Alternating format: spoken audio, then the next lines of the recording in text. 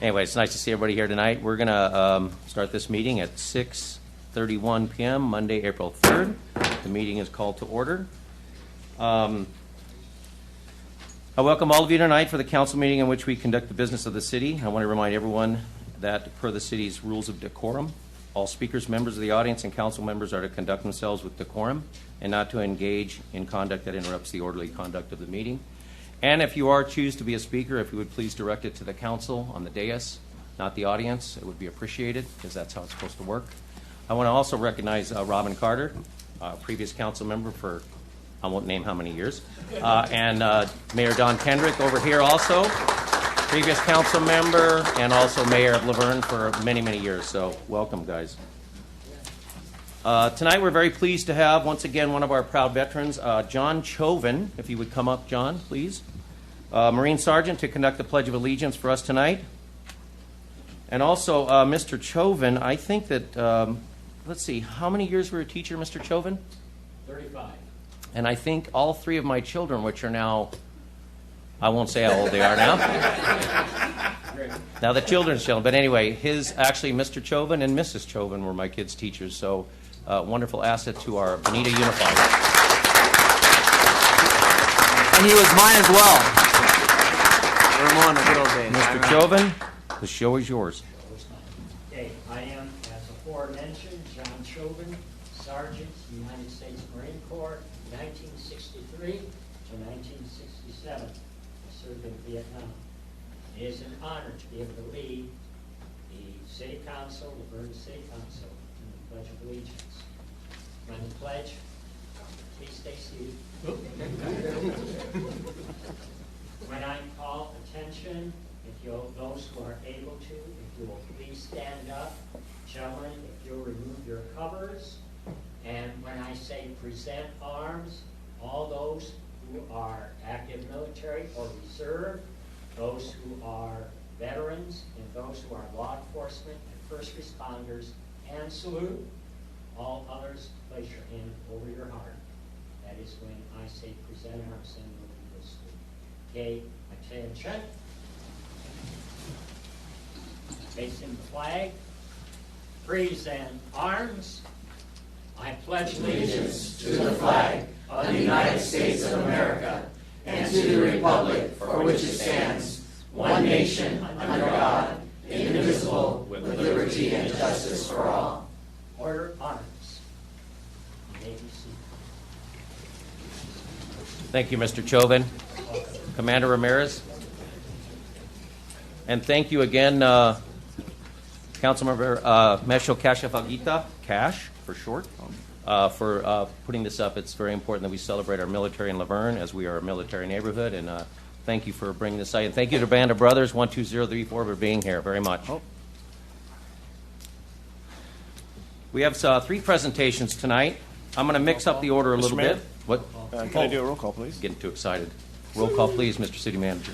Thank you, Mr. Mayor. So, Councilmember Cashafagita. Here. Councilmember Johnson.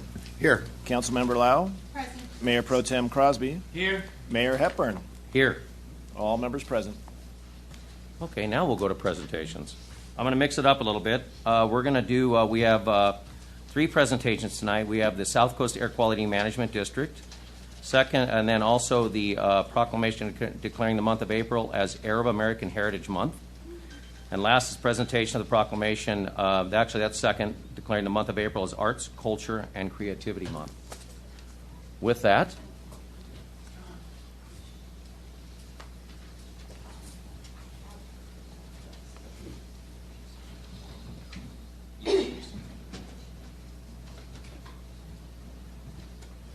So I'm now just step forward.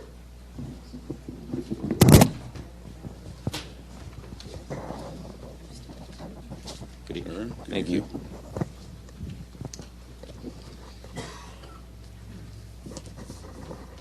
City of Laverne, whereas for over a century, Arab Americans have made valuable contributions to several aspects of American society, including medicine, law, business, education, technology, government, military service, and culture.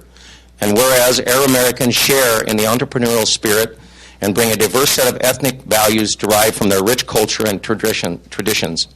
And whereas Arab Americans join all Americans in the desire to see a peaceful and diverse society where every individual is treated equally and feels safe. And whereas the incredible contributions and heritage of Arab Americans have helped build a better nation. And whereas during Arab American Heritage Month is an opportunity to increase awareness about key issues and priorities within the Arab American community and between all cultures in American society. Now be it proclaimed by the City of Laverne that the month of April 2023 be recognized as Arab American Heritage Month. And we encourage all residents to celebrate the accomplishments of Arab Americans in our community and nation. Did you? I got the mic? All right. Well, thank you to the City Council for the proclamation for Arab American Heritage Month in April. I grew up in Laverne. I went to Damien High School. I then went to UC Santa Barbara, and Laverne brought me back where I was blessed to get hired by Laverne Police Department by Chief Ron Ingalls.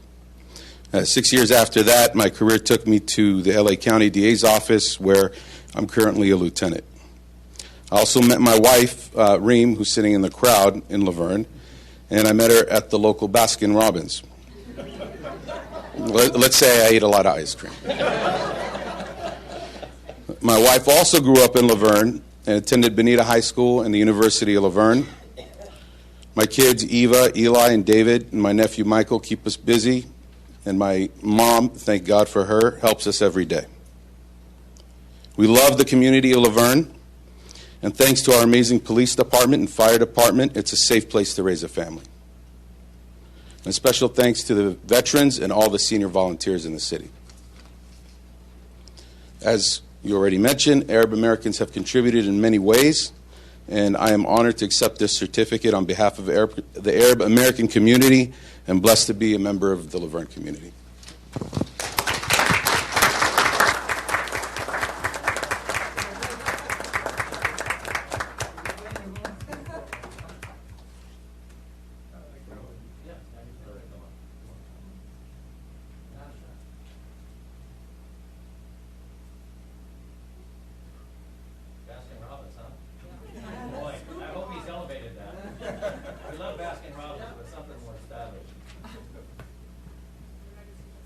Mr. Mayor, paper. There you go. There you go. 1, 2,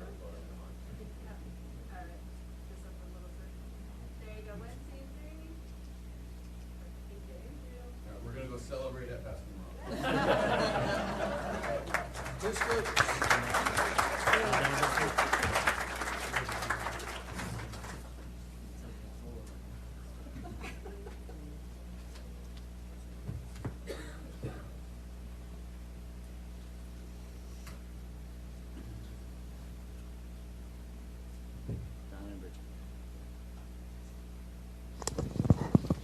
We have Donna and Bridget here, and you guys are from? Inland Valley Repertory Theater. And? Inland Valley Repertory Theater. Twins. Twins. Welcome tonight. Thank you. City of Laverne proclamation.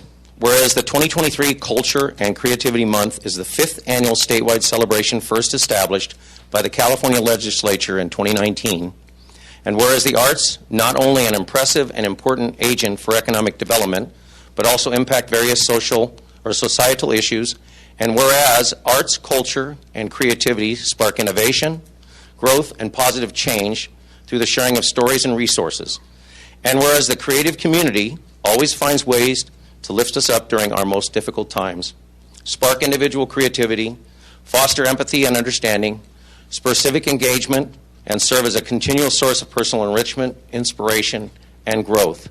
And whereas the City of Laverne celebrates arts, culture, and creativity through organized city events, including the annual Sip of Laverne Wine Walk, the Spring Fling Vendor Fair, and numerous youth events that foster creativity, including the Sidewalk Coloring Contest, which is coming. Now be it proclaimed by the City of Laverne that the month of April 2023 be recognized as Arts, Culture, and Creativity Month. And we encourage all residents to recognize and join in the celebration by attending local arts, culture, and creativity events. Thank you both. Would you like to say a few words? Yes, I will. Thank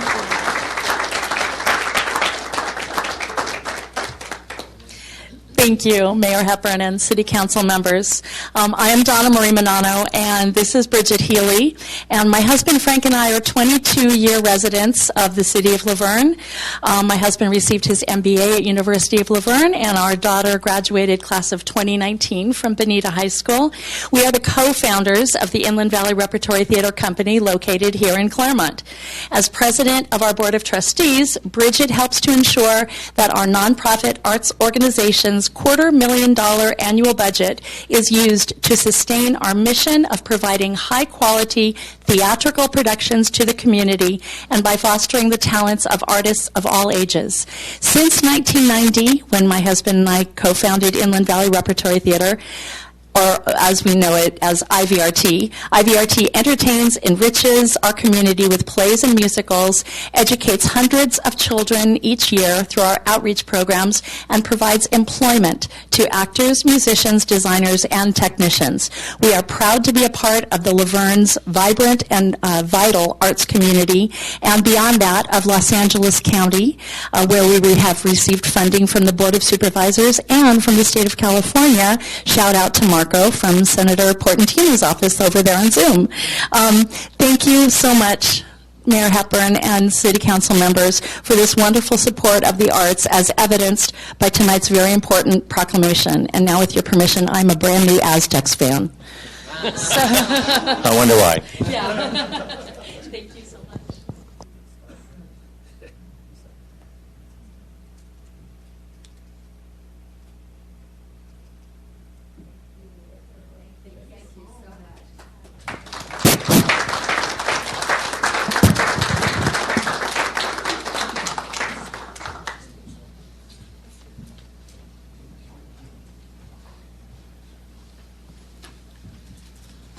Now on to our presentation from South Coast AQMD. Will be presented by Michael Cacciati, the SCA QMD Governing Board Vice Chair. And Mr. Cacciati, are you not mayor of South Pasadena? Just transferred. I was mayor now, five-time mayor, now council member. 5 times. That means We rotate. That's a lot of years, Mr. Cacciati. It's always a pleasure. Mr. Cacciati and I are on many different boards, and he's got some great items for us to view tonight, especially for electric vehicles, electric lawnmowers, battery-powered. Take it away, Mr. Cacciati. Thank you, Mayor, Mayor Pro Tem, council members. Great to see everybody tonight, staff. Residents, got a lot of incentives for you tonight I want to go over, but I'll give you some background in case you're not very much aware of what the South Coast Air Quality Management District does. So right there, I'm your representative. There's 13 members on the board. I represent the 34 cities of eastern LA County. Representatives from all 4 counties, but I represent those 34 cities from Claremont, Laverne, South Pasadena, Monterey Park, all the way to Santa Clarita. 2 million people. Next. Is somebody doing? Oh, there. Perfect. Thanks. So the EQMD, look on the middle, that little square, it's 4 counties: LA, San Bernardino, Orange, and Riverside County. 17 million people. We've got 28,000 permits we issue. I'll go over those in a moment. Environmental justice communities, and if you look, 1/3 of our U.S. containerized cargo traffic, ocean-going vessels, trucks, warehouses, come by our communities every day. On the left, we were formed in the 70s after EPA and the Federal Air Quality Standards set standards because we were out of compliance, so that's where we were formed. Next. So air pollution, we break it into two different parts. Stationary sources don't really move. Those are cleaner solvents, the paints you use sometimes, auto body paint shops, gas stations, power plants, refineries, landfills. On the right are the mobile sources, which unfortunately we don't control. Federal government does, and some of the California Air Resources Board. But those are the big ones, the ocean-going vessels, the airplanes, trains, the Metrolink trains that go by, the passenger trains, even freight trains, and a lot of off-road equipment, tractors and lawn equipment. For the first time in 2021, lawn equipment, stuff you cut your grass with, weed whackers, hedge trimmers, surpassed cars and light-duty trucks as a source of pollution because there's no catalytic converters on it in California. Next. So these 2 sources of pollution are bad because we don't meet attainment, and we'll find out why it's bad later. But on the left, that's the smog we see. It's going to start in a couple of months. You see it here at the foothills, if you're lucky to see the hills sometimes.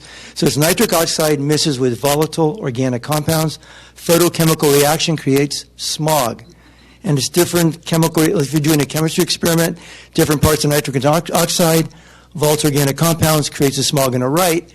This stuff is really dangerous, particulate matter because it's so small. That little gray stick is your human hair. That little, at the bottom right, that little blue globe is particulate matter 10. When you came in here, and I actually do this demonstration at the high schools when I go, I have a little meter. And as the kids come in, we came in, you just kicked up dust. You don't see it, but we can monitor it, and you inhale it. You don't really inhale it, your body kicks it out. That's PM10. Go a little higher, that red globe in the blue, that's PM2.5. Unfortunately, that's by cars, trucks, autos, mechanized equipment. That goes into your blood-brain barrier and goes through your circulatory system.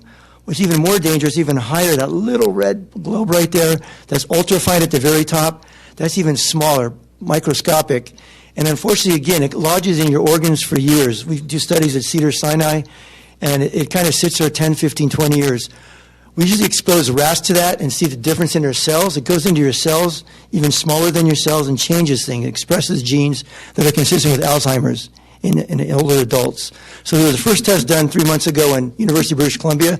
They exposed 27 humans. They volunteered for the study to this particulate matter. MRI before they went in, MRI after. They found a reduction in cognitive function just after 1 hour exposure. You can read the study. Next. Here's why we're so passionate about it. That's your body, your family's body, your kid's body, the kids out there. I coach playing soccer all the time. Tim coached for many years in soccer. When you inhale this stuff, it just doesn't go in. It goes throughout your entire body, your circulatory system, in your heart, in your lungs, and now we know in your brain and your nervous system, and it causes havoc, premature deaths, etc. So you've got pets, you've got animals, you've got wildlife. They've got a respiratory system too, so it impacts them. All of your health by anything that comes out of your tailpipes, your lawn equipment, your cars. Next. Here's what's bad. If we can really try to meet clean air standards, get rid of a lot of this stuff by electrifying things, hydrogen fuel cell, reducing pollution, we reduce 1,500 deaths a year on the left. Secondly, we reduce hospitalizations or prevent them. And this third one, I know about Tim, all the years you coach. Like Tim coached many years, over 30 I've coached, AYSO, high school, college. I've never had more than one kid on a team. It's usually every 3 or 4 years with asthma. Last year, 3 kids on my team with asthma, nebulizers at every practice, and you got to to watch them in the game. Hey, you practice, Chris, sit down for a minute. I don't want you going to the hospital. So it's really serious. There's 100,000 asthmatics in LA County. On the right, if we improve air quality, we'll save the healthcare system over billions of dollars. Next. So there's good news on the left. That's ozone. It's been going down, but it's kind of leveling off. We need to get a little lower to meet federal standards. On the right, that purple at the top in 2012, that's bad because cancer-causing toxics were heavy. But in intervening years, we've reduced it significantly with technology and stuff, so getting better. Next. And this is, again, the challenges. We don't control it. We do stationary sources, AQMD, but the federal government's not doing their job. With the trucks out there, off-road equipment, ships, trains, again, passenger and freight. Next. Just a quick thing. There's 3 agencies that regulate air quality. In the left square is EPA, federal government. Center is California Air Resources Board in Sacramento. And right is us. If we don't meet, here's the one thing. If we don't meet clean air standards soon, there's a couple of years there at the bottom, 2023, this year, 2031. Here's what the federal government could do, and they threatened us. Everybody needs a permit, gas stations, oil refineries, et cetera. They could double their fees. In the middle, Federal Highway Administration could take away all our money. And on the right, and they've almost done this, there was a draft plan. On Mondays, only even number cars on the highway. Tuesday, only odd number cars. So there's serious repercussions. Next. Good news. This is for all your residents, council members, staff. There's money available. On the left, $1,500 off. You want to upgrade your furnace, clean your furnace, $1,500 off. It doesn't matter what you make. Second column, turn in your gas-powered lawnmower. Don't have to get spark plugs, gas, oil anymore. I did it 20 years ago. $250 off your lawnmower by getting state-of-the-art all-electric lawnmower, battery-powered, no more cords. State-of-the-art, they're great. Almost basically comparable to gas equipment. Third column. Get an electric car, we'll give you $250 for your charging station. If you don't make as much money, income's a little lower, we'll give you $500. Finally, if you got an old car, polluting, it's just been sitting there, you want to get rid of it, turn it in, get a cleaner gas car, an electric car, a plug-in hybrid, a hydrogen fuel cell. Depending on your income, we'll give you up to $9,500 off. Or, we've had several people do in the last 2 months, they wanted e-bikes. And you've got an event coming up, Tim, I think April 23rd, with Heart of the Valley or something, bikes? Heart of the Foothills, sorry. So do that, and it's successful. So some great, if you want transit passes forever, there's a lot of money available for residents to help you clean up the air in our basin. At the bottom, we'll be coming out with a program, that little long line there says, development of a zero-emission appliances and space heating. So if you have any ideas for us, let us know what you think about, that we should be giving you money to turn away from natural gas. Next. So for cities, commercial businesses in your community, and I know, Tim, I was looking right here before I came in, and it just came out, Rainbow sent it out Saturday night. You've got a Laverne Power Equipment. So we've got a program at the let's go state level right now. They have a program where you get up to 75% off mom and pop gardeners out there. Just they ask you to turn in your old gas equipment. Buy new, the state will give you 75% off state-of-the-art electric equipment. And most of it's 95 to 100% comparable to gas. We were doing a study today out at LA Unified School District.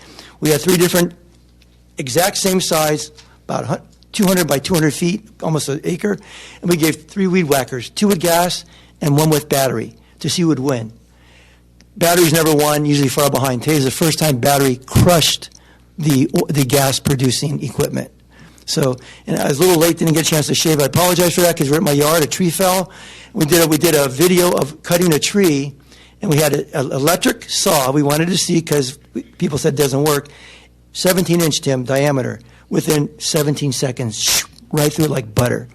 Electric, 14-inch, 20-inch electric chainsaw. So now this program we have at AT&T, separate from the state, will give you 85% off. And this is for cities, school districts. Glendale's taking advantage. Pasadena's taking advantage. Alhambra, we took advantage of it, South Pasadena. We're building quarters. We want to get something out this side. Tim is thinking about it in Pomona. We'd love to have something here. We will have staff come out to you, try the equipment for free for 2 or 3 weeks. State-of-the-art riding lawnmowers, 60-inch, that cost $20,000. If you like it, it's as good as the gas. It's going to cost you $5,000. No more gas, no more oil, no more spark plugs, cleaner smelling people, protecting the youth, the kids that play soccer in your community. So we're excited. Ben's going to show you a demonstration. If anybody wants to stand next to me with long hair, Wendy, council member, Robin Cartwright, I'm just making some suggestions. You're welcome to come down. You got a lot longer hair than me. I've seen Michael do this before, and it usually blows everything off the table. Hold your stuff. Yeah. So Ben, go ahead. Down low, Ben. So Ben's going about half speed. You pick it up and harder. So this is, if I took this off, it's very strong. Thank you, Ben. This is typical of the equipment that we have now. Before, 5-10 years ago, it wouldn't do this. I let it go for this. Michael, I'm not going to lie. My grandson loves that. Really? Yeah, 3 years old. It's like the more you blow, that just like. I should have invited him. Sorry, Tim. Probably should have said that, but he loves it. Good. So there's a lot of money available again for cities and stuff. The bottom is our shuttle van. At the state level, we administer a lot of programs from the state CARB. Right now, our program's about another 2 months is Air Resources Board, Carl Moyer. There's $51 million. If you got public work trucks as you go through your next budget, some old trucks you want to get rid of some diesel, there's electric, there's plug-in hybrid, there's fuel cell, there's natural gas. You can get like 50, 70% off. We got, I think, $70,000 off for that shuttle through a state program, and we administer those programs. Heavy-duty trucks, you may have some businesses here. There's a lot of money. We, unfortunately, 2 years ago, I fought for us, but I didn't get the votes. We gave $50 million away to the Inland Empire to convert to diesel trucks, charging stations, infrastructure. There's money available now for LA County. If you've got businesses that you know that want that money, apply for the money. We help them get it for the trucks. Next. So, Laverne, you've taken advantage of a lot of money in the last several years, $233,000 for different types of equipment, et cetera. In the middle, Mobile Source Air Pollution Reduction Committee. When every one of you registers your car, $4 of that money goes into 3 funds. The city gets of that $4, every single year you register a car, you get 40%, Tim. 40%, and it just keeps building up till you use it. It can only be used for reducing mobile source pollution. You got to get electric cars, hydrogen fuel cars, trucks. You can put in more CNG infrastructure, charging stations, heavy duty, level 2s, level 3s. It can be, but you got to reduce mobile source pollution. Give people transit passes, staff transit passes. So the middle one, 30% of that goes to that committee, and they just give money away every year. $15 million in his basin, so you can apply for that. At the bottom, that's your money. You had, I think, a balance of half $500,000, you've used a lot, 2021. Still got a lot of money in there. So you can use it, any of the carpools, public transit, use that money. It's sitting there. Please use it to reduce pollution and save on your budget. Next. On the left, if any of your small businesses need assistance, we'll have staff come out there and help them, whether it's a gas station, it can be, and you have no oil refineries here. So it could be a factory, a small factory, a warehouse, has some issues with some of our rules, we'll send staff to assist them. At the bottom, if there's a complaint, you smell an odor, let us know. We'll come out, we want to keep them in business, but there are some toxic chemicals. The stuff you sterilize medical equipment with, we regulate them, but we didn't realize how serious the sterilization ethylene oxide was till we put our monitors out there and talked to the scientists. It causes brain damage, so several, one in Ontario and two in Los Angeles County, we've had to shut one down and work with them to improve because it's dangerous to the residents. When I was in San Fernando 4 weeks ago, the council member brought up, Mike, there's a All-American asphalt at the border of our city, center of our city. We smell at the parks, there's odor, there's dust. We sent 5 staff out there. The next day they were closed. They went out the following day. Everything was okay that day. They were watering stuff down that day. I think they knew we were out. But we issued some notices of violation because they weren't keeping records. And then we went to the schools and the parks and said, here's information. Call us. We'll send our staff out. We want to keep them open, but if they're not following, we want to protect you. So we're happy to do that. I'll even come out too. The second one, there's a free mobile app. When I come in today to my cities, today I took the Gold Line. Tim, you'll be happy. And then Robin's be happy too. And then I got on the 188 Foothill Transit. This one didn't break down like it did last week on my way to industry. Thank God for Ben picking me up. But I can check your air quality. And Tim, your air quality today is, let's see, a green is very good, 44, which means you're under 50, so great air quality in the city of Laverne. It's Laverne, come on. Okay. So get to that. On the third column, we've got air monitors throughout the 4 counties. And we monitor for your health, and we also monitor for Department of Defense and other departments in case there's an attack, and we monitor those every day. Right side, actually you can go to the store and buy air quality sensors to see what your air quality is at your neighborhood and stuff. We have an air quality sensor performance evaluation center where you can bring it in, we'll tell you if it's working, if it's good enough. Next.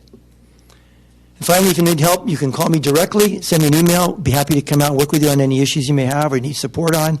And I've got Rainbow, you get her emails all the time. Ben Wong's one of my consultants. Tim Sandoval also helps out. He's got a council meeting tonight, so he couldn't come. But questions, Mr. Mayor, whatever I can do to support, let me know. Michael, as usual, thank you. Council, any questions for Michael? We have a new Public Works Director, and she will be getting all the information, and hopefully we can start utilizing some of this stuff to make it a cleaner environment for our city. Let her know her number. We'll be happy to contact her personally. Thank you.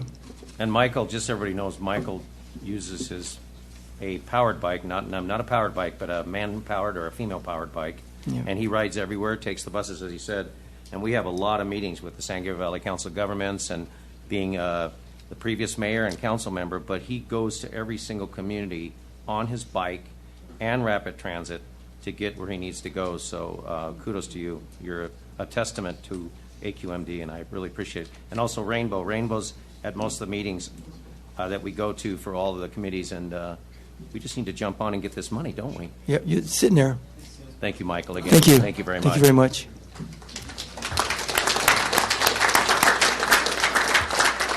We're going to take like a 3-minute break and let people that for the presentation that were here, they can leave if they like to. So we'll take a 3-minute break.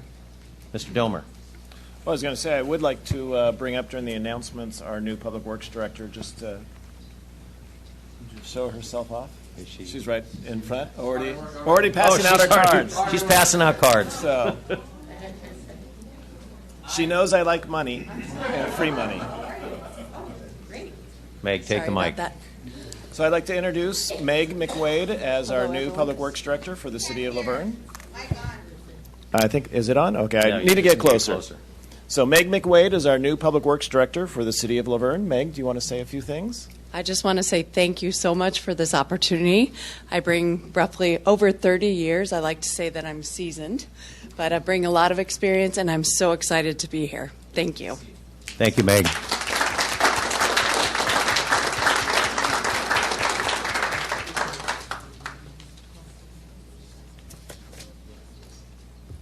Very good. That will, we go to, we're going to be going to announcements of upcoming community events. And Miss Best, Sherry Best, come on up. As usual. First of all, how did we do this weekend at the I Excellent Adventure? loved the Excellent Adventure. Boy, was that fun. We had our candy, we had stickers for the kiddies, and a lot of goodwill and fun times, and we cleared about $100. So what can I say? One jar of jelly at a time, right? We're doing it. Okay, so the Laverne Historical Society is at it again. This Saturday, we are going to go visit Upland's Cooper Regional History Museum. So I can go check it out and take pictures of the exhibits and think about maybe how we might exhibit some of our artifacts someday with the Laverne Historical Society. This is a free event. Pick up a flyer. You can either meet us there, or if you want to carpool, you can contact me and we can make those arrangements to carpool. But it's our neighbor right around the corner in Upland, so we should find out what's happening in neighboring cities. That's this Saturday. Now, on the 6th of May, we are going to tour the opulent and amazing Nethercutt Museum collection in Sylmar. I understand this is a not-to-be-believed collection that was gathered together by the person who was the heir to the Merle Norman cosmetics fortune. And it sounds like he spent money like a drunken sailor, and he has a collection of antique cars that would rival Jay Leno's. And if antique cars are not your thing, there's musical instruments and articulated toys, I think, and everything. Whatever struck his fancy, he collected. 2 buildings worth. So we are going to pick up the bus in front of my house. This is a bus that comes to us from Supervisor Catherine Barger. We need to fill the bus, so 55 people we have room for, and they will take us out to the Nethercutt. It is a cost of $30, which includes a special docent-led tour of the Nethercutt, and you will then bring your own lunch, and it's a modest fundraiser for the Historical Society. So come support us and have a really fun day and see a lot of cool stuff, and you don't have to drive. So that's a real bonus as well. We will be at the San Gabriel Valley Heart of the Foothills event on the 23rd. We will be at what's coming up on the 29th? I can't keep track of it all. Yes, the yard sale. Yes, well, come buy items from the Laverne Historical Society. This is another fundraiser for us. Help us get that truck over the line so we can see it at the 4th of July parade. So thank you all so much for your support of the Historical Society. I'll put the flyers out on the table. How'd you guys do at the Bonita car show? Oh, wow. At the Bonita Car Show, the person who won the 50-50 raffle donated the proceeds to us. That's great. So we made almost $900 Is that at the enough car for a show. radiator? It is almost enough for the new radiator. We are getting that yes. piece by piece. So if anybody has any Yes. change tonight, We need a or join, and radiator. what are the fees to join a lifetime membership? $200. And what is it just for a yearly membership? $20 Per person, is that per correct? person, or $25 for a family membership. Excellent. So we're keeping it cheap. Excellent expenditure of money. Okay. It's a very good cause. That's right, and I've got 1 jar of jelly still waiting to be sold tonight. I don't so think it'll be here when you come and buy. Thank you so much. Thank you, Sherry. Anybody else for announcements? Mr. Kendrick.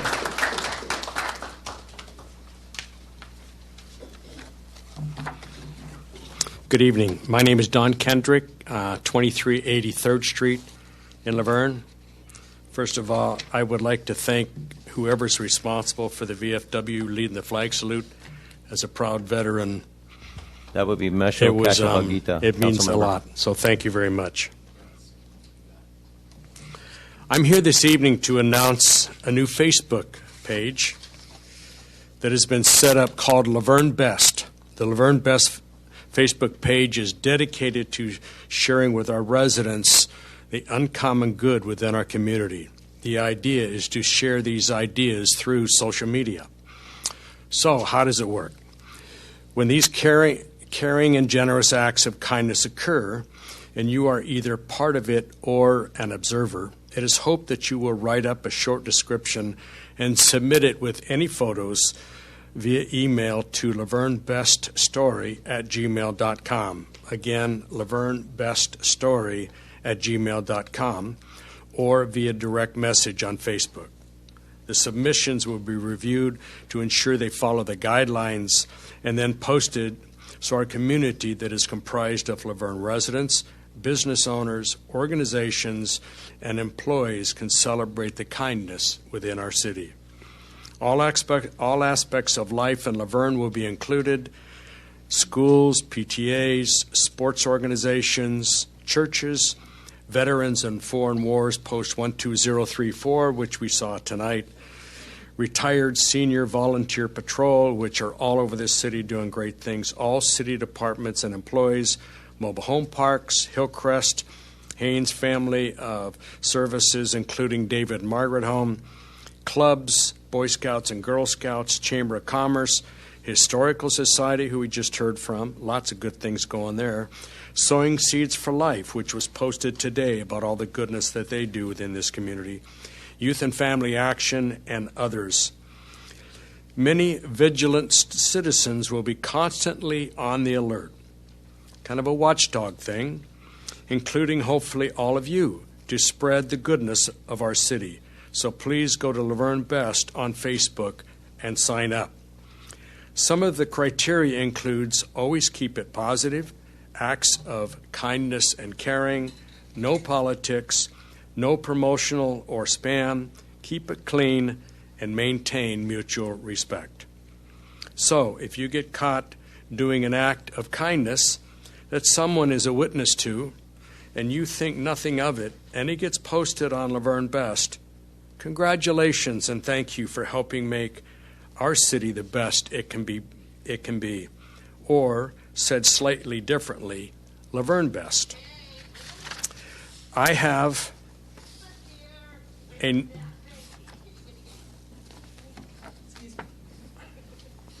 number of flyers on this that I'll set on the table. You're welcome to pick one up. They have QR codes, so it makes it real easy for you to get on. We'd love each and every one of you to not only get on, but be a participant and look for all the kindness and the goodness in our city. Thank you. Thank you.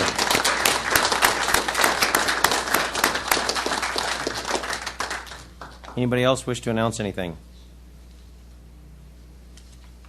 That would be no. Do we have anybody on? No? Council members, any announcements? No? Just a couple. I think we'll probably do it again. Oh, there it goes. Mr. Allison.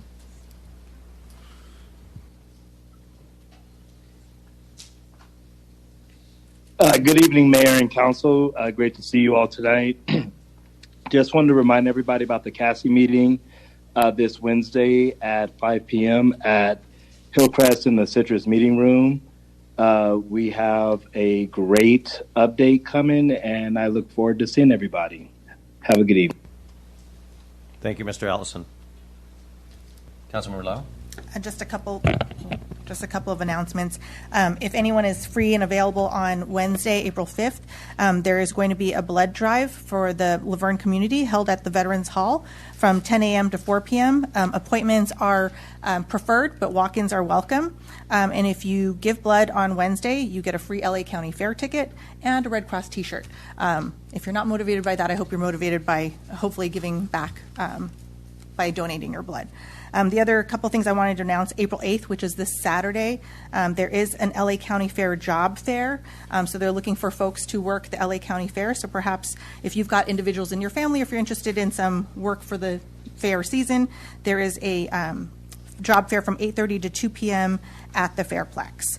The job fair entrance is going to be at Gate 9 on White. And then from April 14th through the 15th, there is a West Coast Historical Militaria Collectors Show. And so I wanted to highlight this one because active military and their families do receive free admission, and it's showcasing a huge assortment of historical military antiques, collectibles from all time periods and countries. And the Fairplex does hold other events, but those were the two that I just wanted to highlight for anyone who might be interested. Thank you, Councilmember Lau. Also, just a couple items that are going to be happening here very quickly. Wednesday, April 5th, 9 a.m. to 11:30 p.m. sidewalk coloring contest at Monero Square, and we'll be posting that on our website, the city website. But that's a hot date. And then Saturday, April 8th at 10 a.m. we have our cool car show downtown Laverne at 10 a.m. And also at ULV from 12:30 p.m. to 2 o'clock p.m. on Thursday, April 6th this week, ULV Mental Health and Wellbeing Program Tour. We'll post those on our city website. Mr. Domer, is that correct? And that should do it for now. Anybody else? We will close public announcements. We will move to consent calendar. As a reminder, the consent calendar is considered routine matters and will be enacted by one motion unless pulled for separate discussion. Mr. Domer, were some items pulled for on this consent calendar? Yes, Mr. Mayor. Items number 3 and item number 4 were pulled by a resident. Then we can remove those, but we can vote on the remainder of the consent calendar, correct? Tim? Yes. I will not be voting on 3 because I'm a member of the Church of the Brethren. Okay, then you recuse yourself. Yep. Okay. With that, do we have a motion for the remainder of the items? I motion to approve the consent calendar, the remaining items, all except number 3 and number 4. Do I have a second? Second. Vote, please.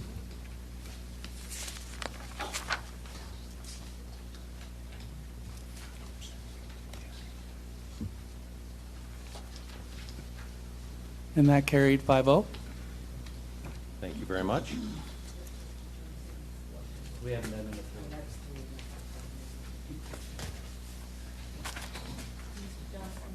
Yes. Okay.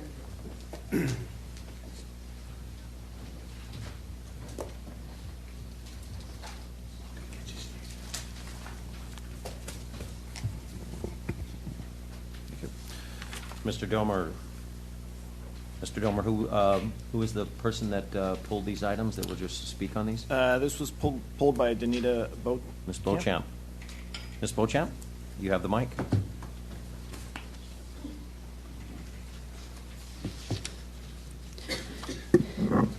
Good evening, Mayor and Council. The reason I had this pulled was for the exact reason that Mr. Johnson left the room. I feel that there is a conflict of interest. According to the National Conference of State Legislatures, it explains that no public official at any level of state or local government shall make, participate in making, or in any way attempt to use his official position to influence a governmental decision in which he or she knows has reason or knows that he has a financial interest. That is quoted from the Government Code 87100. Even if it doesn't fall within the legality of the definition of conflict of interest, I believe that the church members and attenders who are council members may have personal biases towards the church that could influence their decision-making process. They may feel a sense of loyalty or obligation to the church that could cloud their judgment and lead to decisions that are not in the best interest of the community. The church may also have financial ties to the council members through donations, such as the elections that just recently took place, and or other means, which could create a conflict of interest financially. The financial relationship could potentially influence the council members' decision-making process, as they may be more inclined to vote in favor of the church to maintain these financial ties. Even if there is no actual conflict of interest, the perception of bias can be damaging to the council's reputation and the public's trust in the government or a lack thereof. If it appears that the council member is favoring the church over other community members or organizations, it could create distrust and undermine the legitimacy of the council's decision. Finally, as it is explained in our Constitution, there is a separation of church and state. The Constitution of the United States establishes a separation of church and state, which means the government officials should not be influenced by their religious beliefs or affiliations when making these decisions. If a city council member's religious beliefs or affiliation are influencing their decisions, it could be seen as a violation of the First Amendment and lead to legal challenges and or future litigation consequences. I know that Mr. Hepburn was a previous attender or member of the church. I don't know if other council members are or not, and so I feel that even if you are not currently there, at some point you did have an affiliation with the church and should also recuse yourself. That's what I'm going to ask the attorney, right? Can I stop Okay. you? Can I stop you 1 second? No, please? because you're cutting into my 3 minutes. Well, I'm not going to cut into your 3 minutes. This is a very good question because I have not been an active Well, member for Mr. Domer explained it to me in an email, but I still feel like this is something that should be explained in more detail, and I think that the city attorney would be best to handle this. Well, if I can just finish I was an active member when the children were young, but I have not been an active member for more than 15 years. I was on the Hillcrest, not Hillcrest, but the Church of the Brethren Board of Directors, but that was also 4 or 5 years ago. I know there's some affiliation there, so I just want to make sure that, as Ms. Beauchamp stated, I didn't really think about it because it's been so long since I've been a member or an active member. So, there you go. Given that you are not currently a board director's member and not active in the church, and also that it is not a source of income to you, it is not a conflict of interest. It is your decision to determine whether you have a bias that would prevent you from acting fairly and in the city's best interest in this situation. In the absence of evidence of such a bias, you certainly may participate. Thank you. Continue. That's the end of my comment. But I did want to thank Mr. Domer for getting back to me through email and giving me a more detailed explanation as it, but I still felt like my comments were necessary for the public to hear. I appreciate that. Thank you. Ms. Beauchamp. Item number 4. Need to vote on 3. Oh, so I'm sorry. One at a time. Hold on. Mr. Bowman. We're going to close public comment on item number 3 unless someone else wants to speak on item number 3. Please.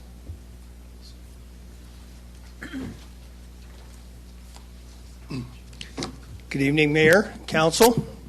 I just have a couple of questions about this. There seems to be a lot of detail in the package you have. I didn't print the whole thing out. How many spaces are we actually talking about? Additional? Yeah. You're giving away you're there'll be a trading money. There'll be a total of 50 spaces. Previously, we had 32. We're adding 18 into it with this license agreement. Okay. And how much is this worth? There's no monetary value on this. Seems to me, I looked at it, and they talked about repaving it for, in today's dollars, $95,000. I'm doing it off memory, so I'm not sure. But there must be a dollar value attached to all this, and be interesting to let everybody know. Last couple sentences of the discussion right above the fiscal analysis, it talks about that the value of the 50 stalls is about $6,333 a year, or $127 per stall. That $95,000 also includes the pavement and redoing of the public alley. So actually, the amount of money invested in the property itself is less than that. So, but we estimate it's about $127 per stall per year. Out of curiosity, when might the pavement, because we know that when you make an estimate, it rarely ends up being that, and it's never under. Well, are there provisions for overages? Well, again, it's an estimate, and we're going to redo it because that's the value of it, and it's also for the public alley. We're going to be redoing the parking lot this summer time frame when we do our normal pavement, so we can roll it into a larger project and get some efficiencies there. And you received a bid already? We have not received a bid. Again, that's an so estimate. So the $95,000 is a guess? Is an estimate. And you're going to vote on this without knowing? It'll come back to us if there's any egregious changes. Is that correct, Mr. Domer? Oh, absolutely. The contract will come to you. So, yeah. What would egregious, out of curiosity, mean if the bid came in at $120,000? Again, I know that there's monies in our accounts for our CIP and for the alley, as he's saying. So we're looking at the estimate to be quality of having the contractor who's doing that include that in his work. So yeah, and again, it's going to be part of a larger project, so there's going to be some efficiencies. So it's going to be with other street projects. But if we found some undiscovered issues with, because we talk about repairing the tree wells and the car stops, which are pretty inexpensive. But if there was something major in that, yes, we would bring it to the city council. And would the public know what the bid is? Will that be public knowledge? Typically, those are, yes. So okay, thank you. Thank you, Mr. Bowen. Ms. Kalusek.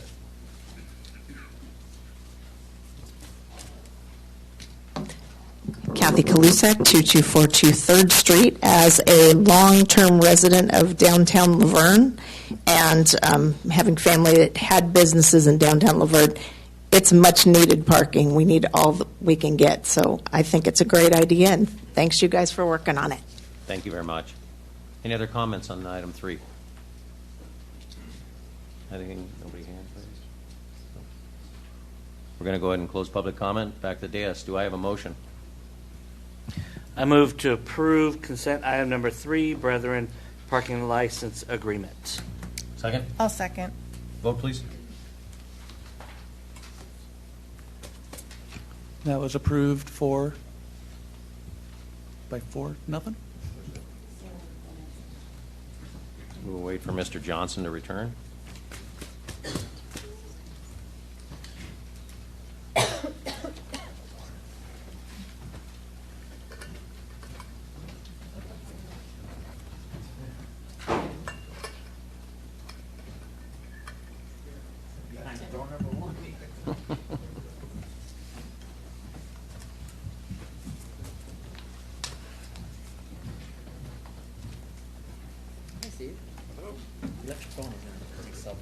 No, you did. As usual.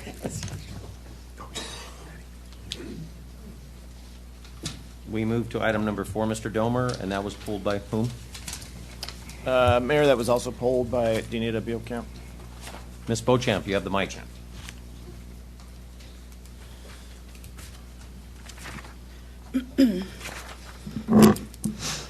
For those who may not have an agenda in front of them, item number 4 in the consent calendar is regarding the housing element report that is supposed to be submitted to the state of California. When elected officials do not provide corrected data to the public before voting upon it, it can be considered a breach of public trust and can lead to a lack of transparency and accountability in government decision-making. At the housing element, both the study session and the meeting where you voted to approve, Mrs. Gabaldon and I both pointed out numerous erroneous data that was in that presentation, and at no time was it ever corrected and re-presented to the public, yet the City Council voted to approve it anyway. This material still has not been corrected and provided to the public, and yet it's going to be submitted to the state of California. It is the responsibility of elected officials to ensure that they have access to accurate and reliable information when making decisions that affect the public. If corrected data becomes available after the initial information has been presented, it is incumbent upon officials to provide that information to the public in a timely and transparent manner so that the public can make informed decisions and hold officials accountable for their actions. Failing to do so can erode the trust in the democratic process and lead to a perception that the elected officials are not working in the best interests of the public. It can also result in policy decisions that are based on flawed or incomplete data, which can have serious consequences for the public. Therefore, it is crucial that elected officials prioritize transparency and accuracy in their decision-making processes, and that they take the necessary steps to ensure that corrected data is provided to the public before important decisions are made. I request that you please have that erroneous data corrected, represented, and then submitted to the state of California. Thank you. Thank you, Ms. Beauchamp. Anyone else wish to speak on item 4? Ms. Gabaldon. Cynthia Gabaldon, 2529 Amherst. Just to add for a few things is that it was very interesting reading the staff package because there was 2 sentences that were throughout it. Currently being implemented and in progress. Zero detail in all of that backup with anything that's really going on here in town concerning the actual implementation of the housing element or whatever's being planned.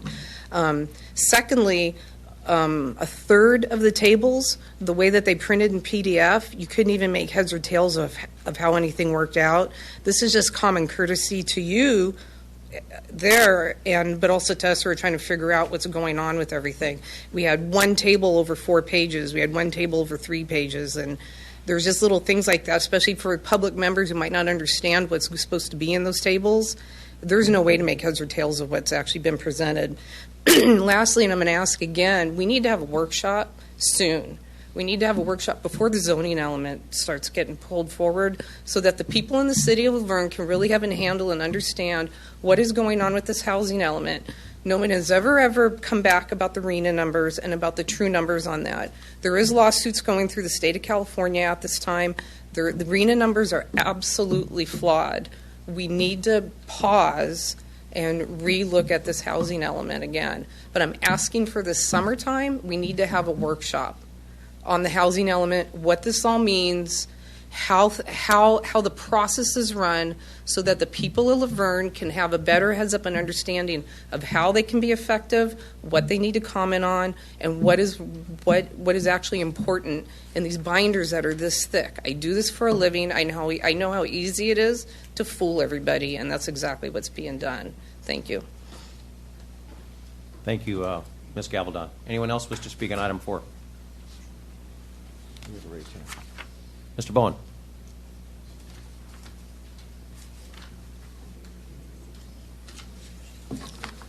Good evening again, Council, Mr. Mayor. I actually read these things, and there's a lot of pages. On page 52, and I'm not sure how it correlates with your packet, but it talks about ADUs. And it says, survey and evaluate potential methods to encourage ADU development throughout the community. I'm not sure if that's the city's responsibility. Maybe it is. But it goes on to say, in areas of high or highest opportunity, North Laverne. North Laverne's been pointed out in this thing various times. Again, who decides this? It's staff. The word staff, we've had this discussion before. Somebody puts together this report, correct? So who is it? I hope I can get an answer. I'll go ahead and finish. Maybe I can get an answer. It says continue educating the community on the opportunity to develop ADUs. Again, not quite sure if that's the city's responsibility to promote something, to develop it. And obviously geared towards low-income housing. Encourage the production of 92 ADUs. Who's going to do that? The city's going to go out to the residents to encourage 92 ADUs? And how do they do that? Who's going to do it? With a goal of 50%, so that's 46 units, being affordable to very low or low-income households. The next, again, I don't know how this is set up, but the next column, it says update information about ADUs annually, meet with an HOA, meet with one HOA per year to provide education on ADUs with a focus on connecting with HOAs in North Laverne. Again, north of Baseline, pointed out. Trying to figure out who would do this and why. And then on page 54, now this identifies 50% of the 92 ADUs. On the next page, you're talking about provide adequate sites for lower income housing, but the goal is only 20%. So somehow Northern Laverne is being pointed out as 50%, yet the overall goal seems to be 20. So the inconsistencies here are very interesting. And also it says sites, this is the one that caught my eye, sites rezoned by October 2024. That's an interesting observation. And again, it says in progress. What does that mean? So I agree with Cynthia. There's a lot of information in here, but a lot of information that is not very clear. So I would hope that there's a lot of clarification before we start dictating who and what does what. Thank you. Thank you, Mr. Bowen. Anyone else? Mr. Gabaldon.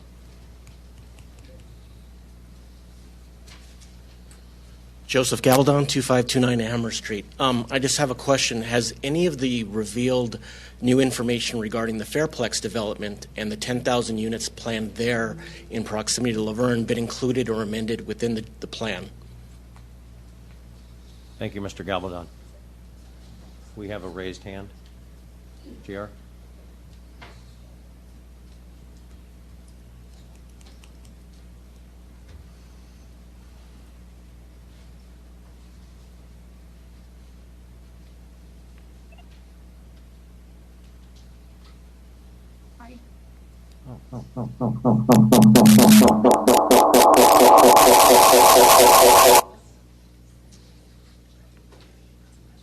Hello, good evening.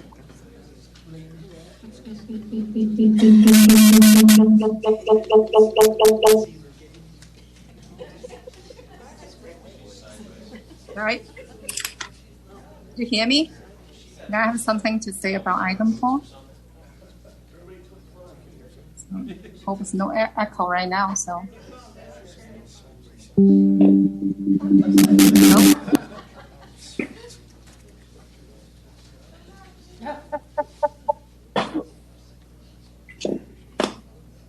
Did you hear me?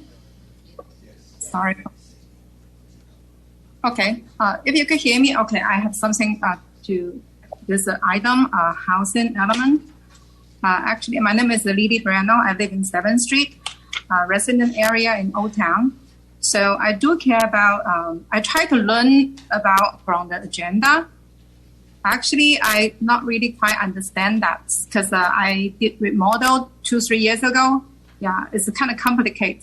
But now I really care about if my neighbor, they will sell their house, become apartment, come to like become commercial, or even they build ADU because follow the new law. Probably I don't really have a chance to say no.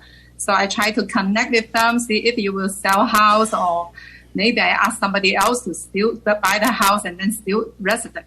So I do agree with the workshop idea because I think we really need to learn about the future of our. Can you turn your screen? We're all going to get sick. You're sideways. I turned the video off so could hear me better. Yes, thank you. Okay, I try to stay away from any speaker. So I do agree with the workshop idea because I try to learn about the agenda, about the ADU, and then about future maybe zoning changing. As a resident, we really need to know about our environment in coming future. Especially I live in Old Town, so probably my neighbor, they all have big property. So it could, will it happen they become commercial or become like some apartment? It's just really have my concern. So I do think about the workshop is a requirement, is let residents know more about our future. That's quite important. And also the 10,000 unit in Pomona is very close to my house too. So I definitely will like to know the update. Yeah, thank you so much.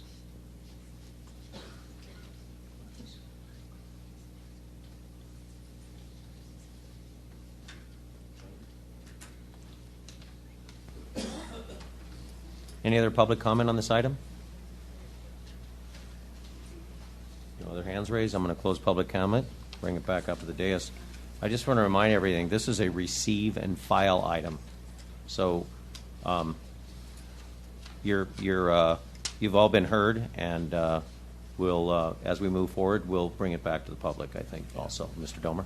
Yeah, and just to reiterate, this is last year the city went through, and before that the housing element update, and approved a housing element, submitted it to the state. This is nothing on that process that we went through. This is an annual report for housing production. So if there were, just pulling out, if there were 50 units completed last year and, 25% of them were low mod, it's reported on these forms. These are state forms, and yes, they're actually kind of ugly. And I wish in other cities we've tried to deal with HCD to get the forms different. I think we can work a little bit better, but they would be very small if we shrunk them down. So, the goal was to get information. But this is not anything dealing with the housing element because that's already certified. This is just looking back at the last year and looking at what has been produced or what is in process and theoretically will be produced this year. And then, of course, next year before April, we'll bring the next APR, Annual Progress Report, back and report on those units. So it's the state's way of collecting data from cities. But again, it doesn't have anything to do with the process that the city went through last year in its approval of the housing element. We'll be doing that again in probably 7 years because it's an 8-year cycle. But I do want to let people know that the general plan process is ongoing, and that's an additional way to get some information. Real quick on the Fairplex units, we wouldn't report on those because they're not in our jurisdiction. So Pomona would be reporting on those. When that specific plan eventually gets approved, and that's going to be a long process, when any development goes forward, we'll be a participant and such that will comment, but also when something is being developed, then we're going to be looking at the traffic impacts and able to comment on the environmental impact report and any traffic analysis. So that's when we'll have more of an active role in units that are outside of our jurisdiction. Thank you, Mr. Domer.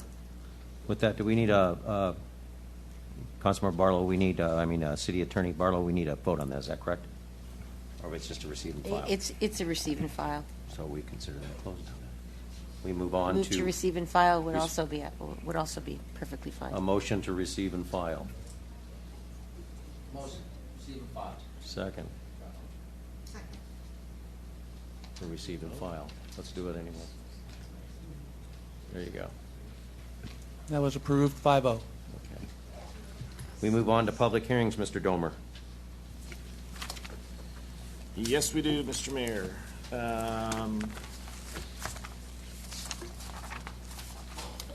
First public hearing, I'd like to call up, who am I calling up? The Acting Chief of Police, Sam Gonzalez. This is on the Assembly Bill 481 annual review. And this is an annual progress now. It's kind of I'll say a wonky way of reviewing stuff because it actually forces us through state legislation to once again pass an ordinance just to be able to list the inventory, and there's an annual report also that goes along with the item. But Chief Gonzalez? Yes, Mr. City Manager. I actually have Lieutenant Leeper here, who's in charge of the program for our military equipment. He's also in charge of our SWAT team, who will introduce the matter before you today.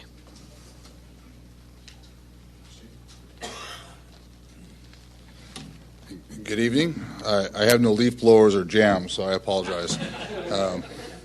You did not come prepared. I did not. So for those that don't know me, my name is Corey Leeper. I'm a lieutenant here at the police department, and I'm here to present the first reading for our 41 annual report.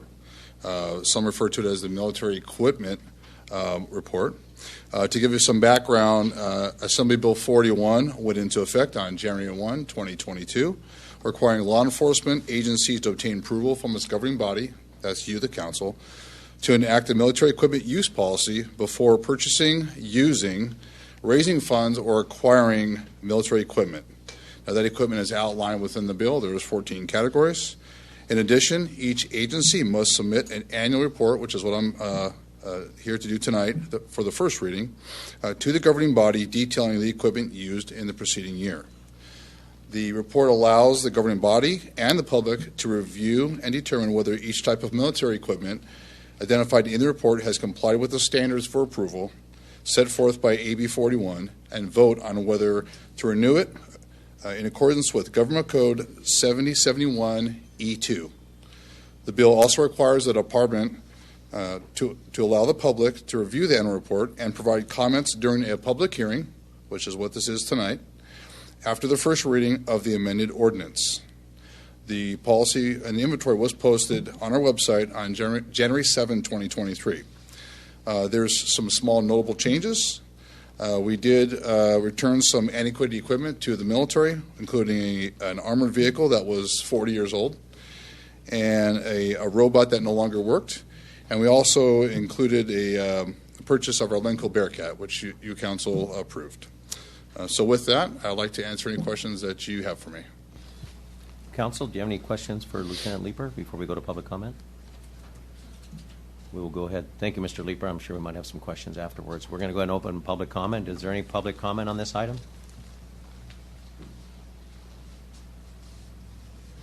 Nothing on the Zoom? Well, that's airtight. We're going to close public comment and bring it up to the dais. Councilmember, any comments? Then I will, Mr. Domer, please read the title of ordinance number 1115.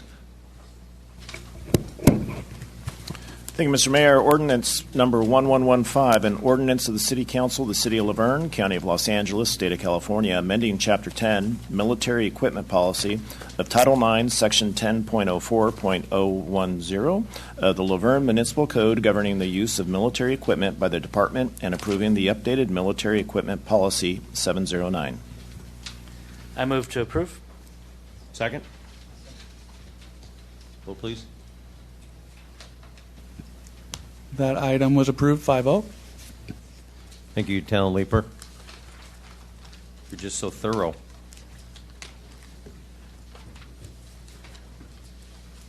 Resolution amending fees for concealed carry weapons, CCW permits. Mr. Domer, please introduce staff member and who will be reporting. Thank you, Mr. Mayor. I'd like to introduce Acting Chief Sam Gonzalez to come on up to the podium. I'm sure he will have assistance from Lieutenant Chris Dransfield. Mr. Hepburn, under abundance of caution, I'm considering recusing myself from this just because I've already applied for a CCW. I think it'd be in the best interest if I just stepped out. Yeah, I just want to weigh in. There is no legal conflict for Councilmember Johnson, but he certainly can recuse himself if he feels that would be in the best interest of the city on this item. I respect Mr. Johnson's request, and you may recuse yourself, sir.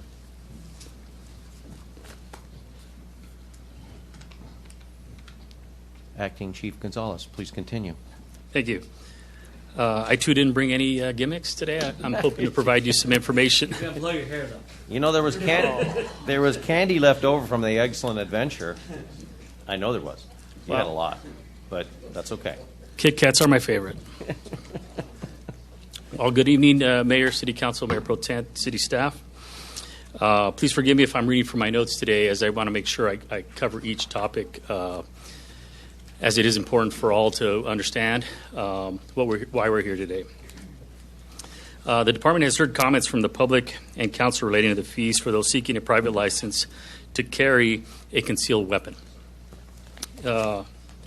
With that, it's important to note how we got here. In August of 2022, the LA County Sheriff Villanueva announced that the department will no longer process CCW applications for those who do not reside in the contracted jurisdictions of the county. With this information, the department began reviewing on how it would take on this new task. We asked ourselves, what does this mean? What does this mean for the Laverne Police Department? The Laverne Police Department would now be the mechanism by way if someone chooses to carry concealed may apply to obtain a private license, very similar to a business license or a mayor's license as such. It is important to know that there's a distinction between obtaining a private license to carry concealed and one's decision to go in a gun store and purchase a firearm for the sake of owning one. There's a distinction. We're here just to apply for a CCW, not for anything else. The department looked at methods utilized by the Sheriff's Department to deliver licenses to individuals In the process of doing so, we heard various comments relating to the Sheriff's Department's process. Some comments included that applicants were wait times were up to 2 years, some waiting a year, some waiting longer. That could be frustrating to many, and I could see why. The department considered that and looked into why. We discovered that the Sheriff's Department, like all departments in the San Gabriel Valley and beyond, are struggling with staffing concerns. So they had a team of 3, and as of January 1st, had a cadre of 3 people to run 4,700 applications. So there is a reason as to why. Now they have a new sheriff. He may change that. We haven't heard on how he's going to do that or if he's going to do that. The department took this information while looking at other departments to find the best practice of delivering this new service to our community, while ensuring that fees are set at a level to recover cost, keeping in mind that recovery of costs may impact overall budgets or may discourage participation. The department put together a team to come up with a palatable process comprised of Sergeant Weinrib, who's back here, and Acting Captain Dransfeld. Together, they reviewed staffing levels that impact the processing of application and conducting backgrounds, as well as the cost to do so. Please know that backgrounds are finicky due to the information obtained from the DOJ and the FBI. This information that's brought to us can only be viewed by someone who has the need to know and the right to know. Those rights come with legal waivers and exams. Much of those have the police officers has taken, or retired police officers who have the legal right to perform backgrounds. This exception makes it difficult to have volunteers perform this task. We also looked at removing Sergeant Weinreb from patrol or an investigator from investigations, which would diminish the service we provide to the city and to its residents. Larger agencies have the ability to pull from thousands that they employ. We don't have that luxury. One day I'd love to get to 42 officers. I don't have that luxury. As we continued our quest, the department found that most agencies not completely internalizing the process were utilizing a company called myccw.com.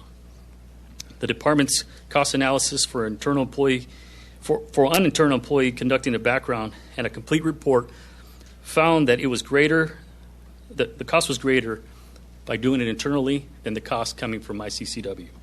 myccw charges $398 internally, and it would cost approximately $978 per applicant for the background alone. Now, the following slide here is what represents where we're currently at. You will see that at the top there's a $150 administrative fee, coupled with myccw fee at $398, a fingerprint roll fee, which has been the standard since I arrived in Laverne in early 2000, a DOJ fee of $93, a firearms training fee of $250, a psychological exam fee of $150, a CCW card fee of $20, for the total cost of $1,081 to an applicant. Now, keep in mind that some of those fees are not receivable to the city of Laverne or the department. The fees that are applicable to the city of Laverne in this slide here represents the administrative fee, the fingerprint roll fee, and the CCW card fee at the bottom there. The remaining costs are sent to the DOJ.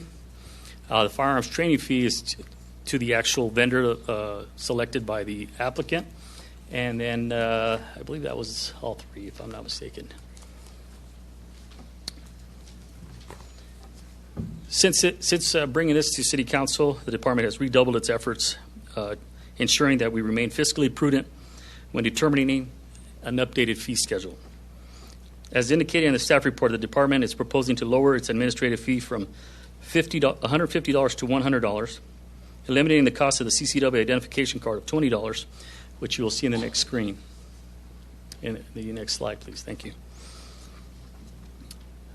Here indicates the reduced cost that we're looking at, the CCW administrative fee of $100. That'll cover the processing time for records clerks, records supervisor, and the police chief to interview an applicant, which is a subsidy in our cost analysis of $36 per applicant. Again, the CCW roll fee is not a new addition. It's been part of our fee schedule for many years. The below chart indicates the addition of a $10 fee for amendments. If someone loses their card or would like to add a different weapon to their card, that would cover changes in their card listing the weapons of their choice. And lastly, the CCW renewal fee is $25. It was $52, and that was a typo error on our part. We are bringing that up to current standard of $25 for renewals.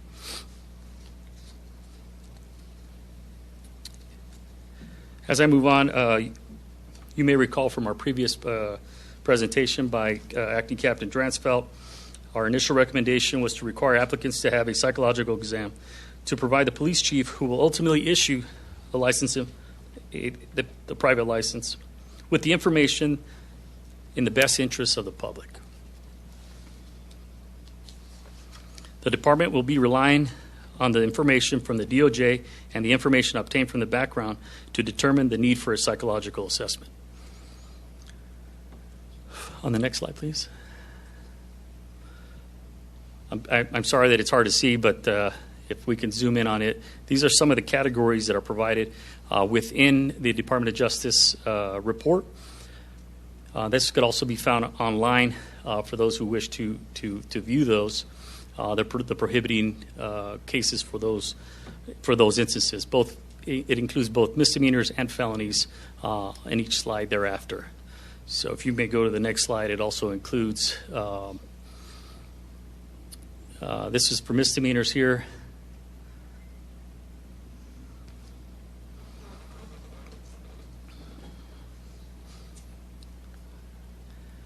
And this again lists the different codes in there. The majority of this list, if anyone would like more information, can also be found on the DOJ's website of the prohibitions listed for firearms and obtaining a CCW. Next slide, please. One more time.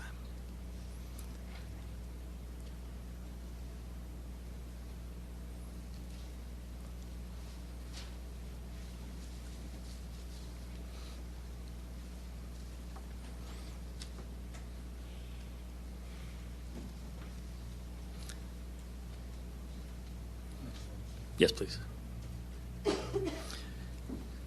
This slide, you will see the current proposal consists of fees without the psychological exam, which is proposed before you here today. The administrative fee of $100, a $398 MyCCW fee will continue. We have now listed there's entities in which an applicant can select from, ranging from $175 to $250, so the applicant choice. In this instance, to achieve that total, we're using the $175 fee, not the $250 that we previously incorporated, the high amount. We're using the low amount. The $93 in the DOJ fee, the $20 roll fee, for a total of $786 in this slide here. If the council directs the staff to maintain its position to mandate the psychological, that fee would increase to $936 when adding the fee of $150, which will be in the next slide. Thank you. Again, here's the administrative fee of $100. This is the cost to the applicant in total. $100 admin fee, as I mentioned. The MyCCW fee of $398. Fingerprint roll fee of $20. The DOJ fee of $93. The firearms training of $175, a psychological exam of $150 for a grand total of $936. In the next slide, you will see a comparison with the current cost before you here today. In yellow, you will see Laverne. It is yellow, right? In yellow, you'll see where Laverne sits today with the proposal in front of you, as it sits in the county.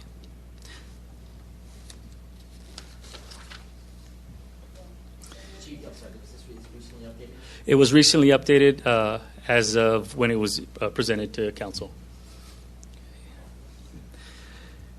It is important to know that the department surveyed various agencies and found that almost every agency was not recovering 100% of their licensing process, which remains a consideration to amend the fee schedule before you tonight.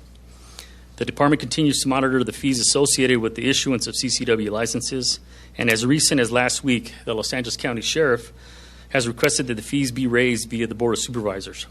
The previous chart here does not reflect the recent request by the sheriff, so there will be an increase by the sheriff. Lastly, the department is monitoring California legislation who are working on a new bill, Senate Bill 2, which will update the allowable fees and restructuring the applicable concealed carry license requirement. If passed, the department expects changes as soon as January 1st, 2024. As such, before you are the department's recommendations to amend Resolution 23-10. Before I conclude, I will also ask that if anyone has any questions to contact Sergeant Weinreb with regards to the process, the website, if there's any issues with that. I also like to note that within our department, if someone does not have a computer, our department in the lobby, the computer there can be utilized to apply for a CCW. If they don't have an email, for instance, someone can ask Sergeant Weiner for assistance to upload any documents that may be needed that we could assist with. So those with ADA requirements or those who simply do not have a computer or the internet at home can come to the police department and use our lobby computer to apply for a CCW as well. We ask that they contact a relative first, and we may be your last resort if need be. I'm here available for any questions if need be. Thank you, Acting Chief Gonzalez. Council, do we have any questions before we move to public comment for Mr. Gonzalez? Go ahead. Couple clarifying questions too.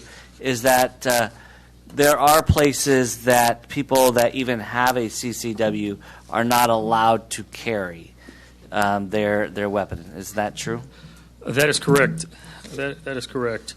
In the Penal Code section, there's actually 6 locations that the California Penal Code describes that people shouldn't carry.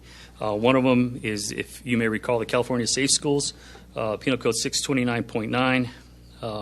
The other one is 171B PC, which is public meetings. Third, I should say, 171C, into government buildings. 171D, the governor's mansion. 171.5 is airports. And 171.7, public transit facilities. Those are all listed in the Penal Code as locations that are prohibited to carry. I just want to make it clear because I know I received a lot of emails today about our schools. And even though someone, if they even had a CCW, they still would not be able to carry legally a gun into our schools. According to the Penal Code, that's correct. Yeah. Thank you. I just want to make sure because I received a lot of emails about safety of our schools and stuff there too. So I just want to make sure. Another question on you had 2 proposals. Proposal 1 with no psychological tests, and the second proposal with psychological tests. If through your interviews on the first one with no psychological tests, through your interviews, if you deemed a psychological test would be needed, then you can request one. Is that part of your proposal? That is correct. The California Penal Code section 21.6, I shouldn't try to go off of memory, allows for that. Thank you. Councilmember Lau. If I can just further clarify, the need for a psychological exam in that first one is based on not just the interview, but on the information received through the background check, correct? That is correct. Thank you. Councilmember Cash. Thanks, Mayor. Deputy Sheriff, I'm asking about the renewal. I didn't hear it. The psych, is that part of the renewal as well? No, that is not. Just a one-time deal? There is in the Penal Code, there is a line for the requirement of a psych, but it's really, there has to be a greater need for it. In order to do it again every 2 years? Correct. So it's just a one-time deal? A one-time. Okay. Kind of like all us law enforcement we went through, we have to same that deal. Okay. Correct. Just a couple more questions. So when you purchase a gun, you go through a background check. It's a 2-week hold. Is that correct? 2-week waiting list generally on a handgun.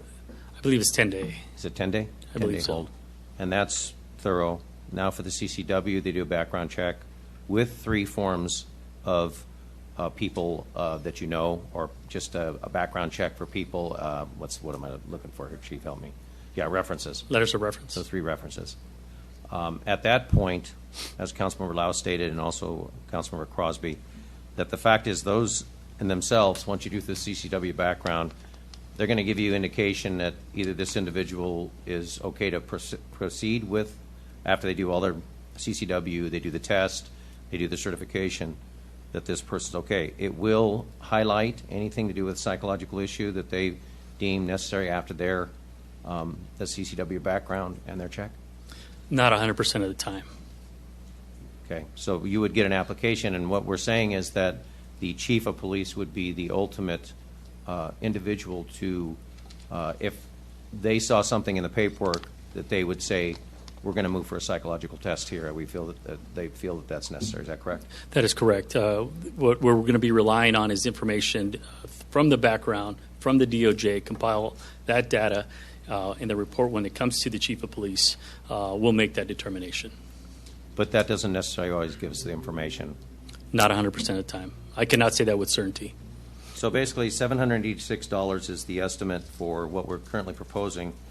But if we add the $150 psychological exam, that's going to bring us to $936. Is that correct? That was correct. Okay. Thank you, Acting Chief Gonzalez. I think we'll go ahead and move to public comment. If we have any further questions, we'll bring it up. I will be Good. here. We have some public comment. Mr. Reeves, come on up. If I may ask that we keep these to 3 minutes, please. I think there's going to be a lot of speakers, but... Keith Reeves, 2811 Pineland. Mayor, members of the council, citizens of Laverne. Today I return to you to speak about the high concealed carry fees. We have gone from the highest in the nation to simply exorbitant. I want to thank you for starting the process, but we are not there yet. As of this morning, Florida has permitless carry. Within a few more weeks, South Carolina and Nebraska will follow. This will bring to 28 the number of states which do not require a permit for their citizens to carry a firearm. All other states are now shall issue. If objective criteria are met, a permit must be issued. Yet Laverne is mired in the old discriminatory may issue past. This may issue past, which gives the chief of police arbitrary discretion in issuing concealed carry permits, has been thrown out by the Supreme Court. The decision to keep MyCCW is unfortunate. MyCCW was designed to help navigate the burdensome may issue process under the old arbitrary regime. The majority of things that MyCCW assisted with are now completely unnecessary under Bruin or redundant to the city's in-house process. It is both unfortunate and negligent that the city did not either negotiate lower fees with MyCCW or eliminate use of the program altogether. The last time I was here, I appealed to your sense of justice. I suggested that the fees were discriminatory and made it impossible for widows, single moms, minorities, and other economically disadvantaged people to obtain a permit. Now I appeal to your sense of stewardship. As stewards of the city's treasury, you have a responsibility to spend our dollars wisely. Lawsuits take time and money. Laverne will reduce their fees. It's not a matter of if, it's a matter of when.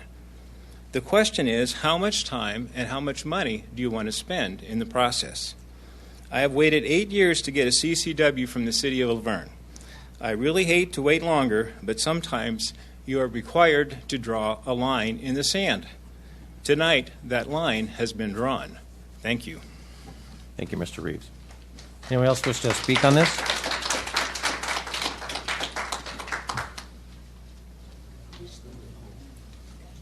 Ms. Beauchamp.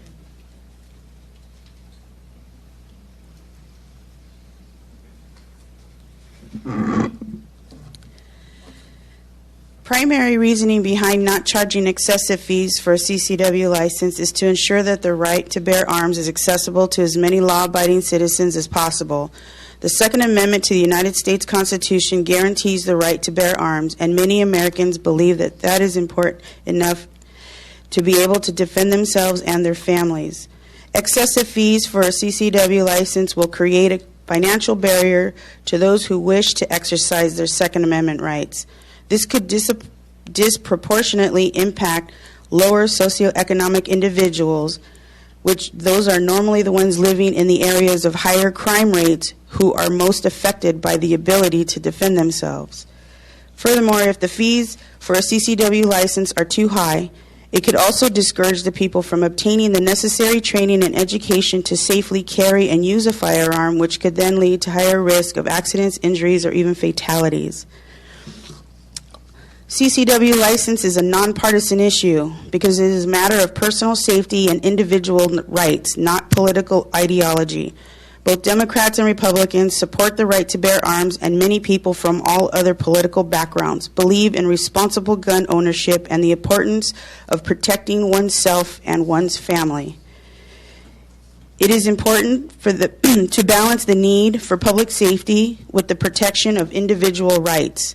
Therefore, it is essential that fees for CCW license are reasonable and do not present an undue burden on law-abiding citizens. Administrative costs. While it is reasonable to charge a fee to cover the administrative costs associated with the CCW license applications, excessive fees may be difficult to justify. If the fees are charged substantially higher than the actual cost of administering the program, it could be seen as a revenue-generating measure rather than a legitimate cost to cover. I ask that the city reconsider that these fees are still an excessive amount, as the chart that was presented to the residents. City of Glendora, which is one of the neighboring communities, is over $300 less than what you're proposing. Thank you. Thank you, Ms. Beauchamp.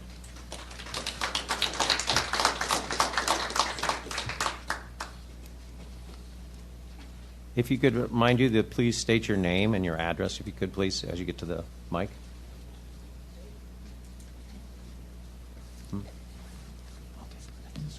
Good evening, Mr. Mayor and council members. My name is Wendy Ramallo, address 172 Bryn Mawr Road.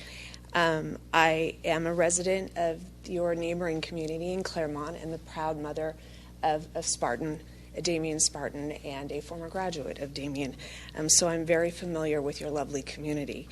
I am a member of a local volunteer with Moms Demand Action serving the Pomona Valley, which includes Claremont, Pomona, and Laverne. And we represent the largest bipartisan grassroots movement of over 10 million supporters working toward common sense gun laws for safer communities. We strongly support strong concealed carry permit standards and the work of our State Attorney General and State Senator Portantino on SB 2, which include many of the provisions that you have today. I stand here in support of strong concealed carry permit standards, as we are, as a nation, we've just experienced 10,698 gun deaths in 3 months, in 3 days. That's more than triple the time of victims in 9/11, and well exceeds the number of military personnel that were killed in our Afghanistan war that lasted 2 decades. That's shameful. So yes, we believe in strong standards for a permit carry system. Guns are also now the number one killer of our children. And I don't just say that as a statistic, it's personal. We recently lost a Damien alum, a 19-year-old young boy, to gun suicide. And one of the most common ways this occurs is because a young person gets a hold of a gun that's not safely secured. So more guns in more hands, in more places, do not make us safer. They do put us at greater risk. And so reasonable standards based on reasonable costs that you've presented are justified. And so I strongly support this council moving forward with the well-deliberated process that you've set forth. But I'd also encourage you strongly to not just, in the wake of the Covenant shooting and more dead children and dead teachers, not let this be your one and only action immediately following that incident. Let's work together on educating the public on safe storage, which is also California law, which should be required in your training as a key component. And let's educate the public together on gun violence restraining orders. You're right. You're absolutely correct. The chief was correct. The data that you're going to get from DOJ is not going to flag all of the mental health concerns that are there and are present. They don't just get published in the paper. And again, I say this as a person, as a human being that has experienced this. I had a loved one who had a mental health crisis, and there were guns in the home. And at the time, we didn't have our red flag laws. And at the time, the sheriff's department refused to help when we called.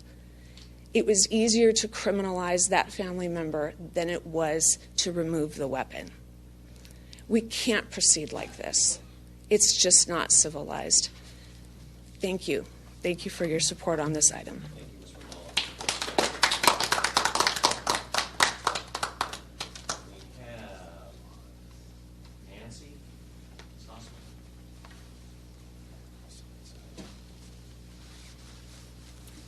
Nancy Sassaman, 2700 Hillcrest Drive. I'm a member of the Hillcrest retirement community, and I want to thank you for the privilege of being able to speak. I'll be very brief.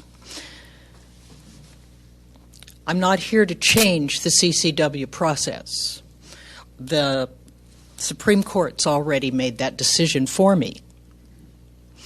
But I am here to exercise my First Amendment rights to say that we need to slow our roll towards militarization of communities. When I see the costs of military equipment that the police department needs, it's a little frightening. Okay, I can see some of it. Yeah, robot. Yeah, okay. A 40 millimeter, I don't know. But that's not really why I'm here. It's that we seem to believe that the idea is we need more guns, more military equipment, more rising to being reactive and making people afraid. We need to strengthen our background checks. We need to safeguard our guns. We need to strengthen our standards. At Hillcrest, 2 years ago, we changed our policy that you could no longer have a gun on campus. We have gun collectors. We have people who have firearms, but they are not allowed to keep them on our campus because we know that one bad day can shorten someone's life. We've spent a lot of time listening to people talk about money and costs and and how much it's going to cost and what it's going to cost to train all of the police, the personnel that will need to be able to use this equipment and what it's going to cost for a psychological check. But we've never once mentioned the cost of a human life. And that's more important than anything. Thank you very much. Thank you, Ms. Southman. Sherry Best.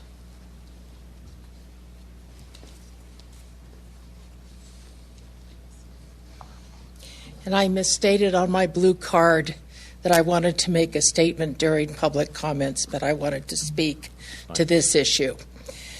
Sherry Best, I live at 3949 Bradford Street.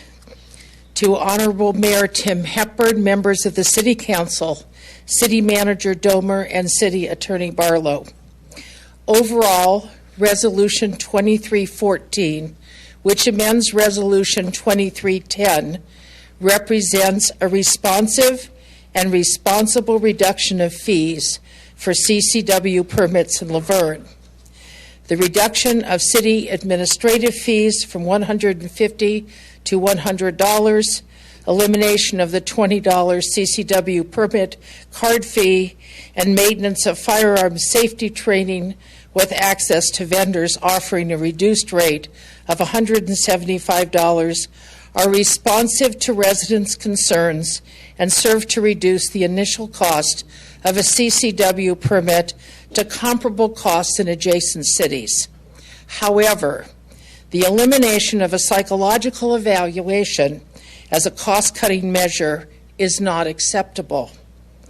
The psychological evaluation should be a necessary component for a CCW permit. Any chance that an unstable person would be denied access to a weapon is a chance worth taking. I would hate to face someone whose loved one was murdered and tell them that the person who committed the crime was saved $150 in a decision to reduce his or her permit application costs. Nor is the CCW permit an inalienable right. A CCW permit does not prevent purchasing a gun and keeping it at home. Of course, we must remind ourselves that keeping a gun at home is no guarantee that it will be handled responsibly. Remember that only the other week, a 6-year-old brought a gun to school in Virginia and shot his teacher. I do not feel safer or more secure knowing that I could be shot at the grocery store, in church, or at a public gathering by a responsible gun owner who acts irresponsibly.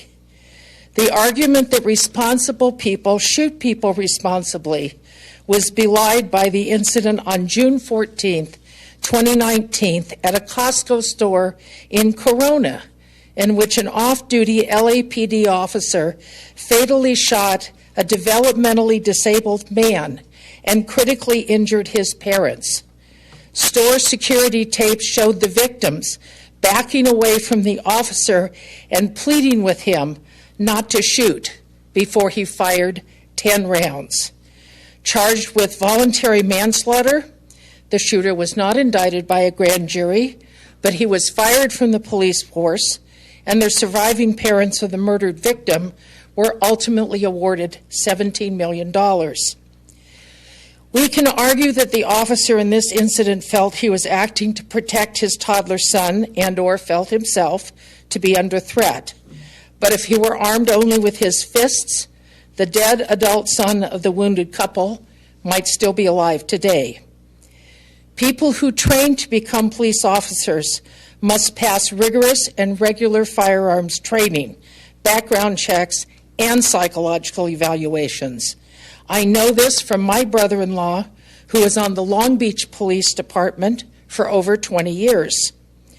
Despite their training, when placed in situations in which they have the option to use deadly force, events still occur. Citizens who are arguably less skilled in actual weapons use and less likely to encounter emergency situations in which they must exercise immediate judgment about applying deadly force are even less predictable. A psychological evaluation could help determine who might be likely to resort to deadly force.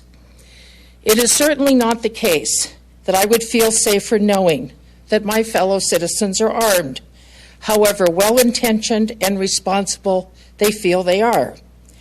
Subscribing to the belief that guns don't kill people, people kill people, ignores the reality that firearms are both a versatile and more deadly form of attack because they can be used immediately and from a distance.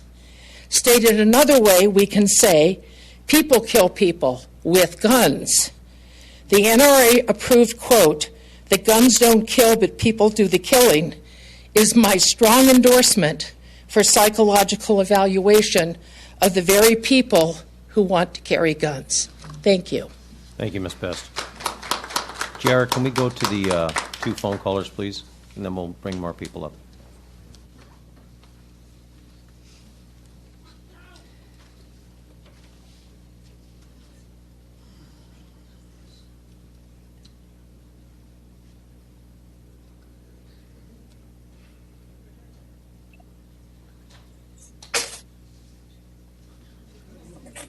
Okay, I'm going to, my name is Lily Breno. I really have something to say about CCW. And I'm glad this information show kind of clear tonight. Since lower the fee just a little bit, I'm so surprised because the surround city, they all have this pretty much like a high fee. So, but it's still not reasonable.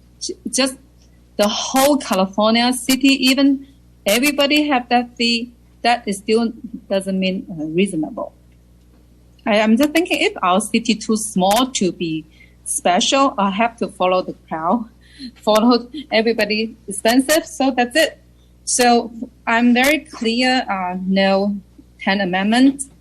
People should not murder. So people, gun not kill people. Yeah, we know gun not kill people. People kill people. The 10th Amendment 6 very clear. You shall not murder. So, and then the school shooting just happened. The gun man or woman, I have so confused right now. He or she legally buys 7 guns legally. So that means the permit doesn't really stop anything. So just the person, if the person want to kill, not just gun, he could use a chalk, use a car, use a knife, use everything, explosives, right? Everything. So it's just really, I have something to say. It's our right. Second, to aid our right to have a gun as a minority, as a woman. $700 is really stop most people to think about having a gun. So I hope city will consider that. So half of country, so many other states, they maybe it's become a trend. We don't really need CCW anymore in the future. It could happen because the country changed very dramatically. It's not party problem. It doesn't matter which party you belong. So to have a bare arm is our right to protect ourselves. As a woman, stay home, work from home. I definitely know I need this firearm to protect my family. But $700 is definitely stop most people. So it's just not right. I hope this situation could be changed. Yeah, thank you so much. That's what I want to say. Thank you.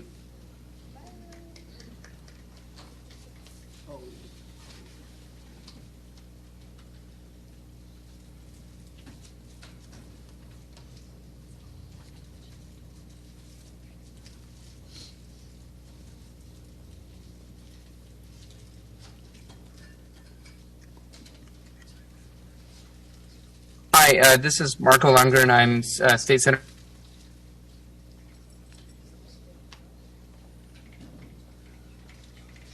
Anthony Portantino's representative for this. Portantino, Attorney General Rob Bonta, Governor Gavin Newsom are in the final stages of passing a uniform California CCW permitting process in line with the recent Supreme Court decision.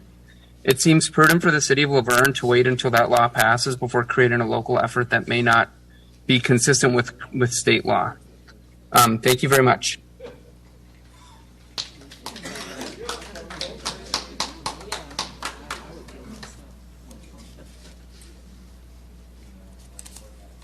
Anybody else? We have Barbara Smythe.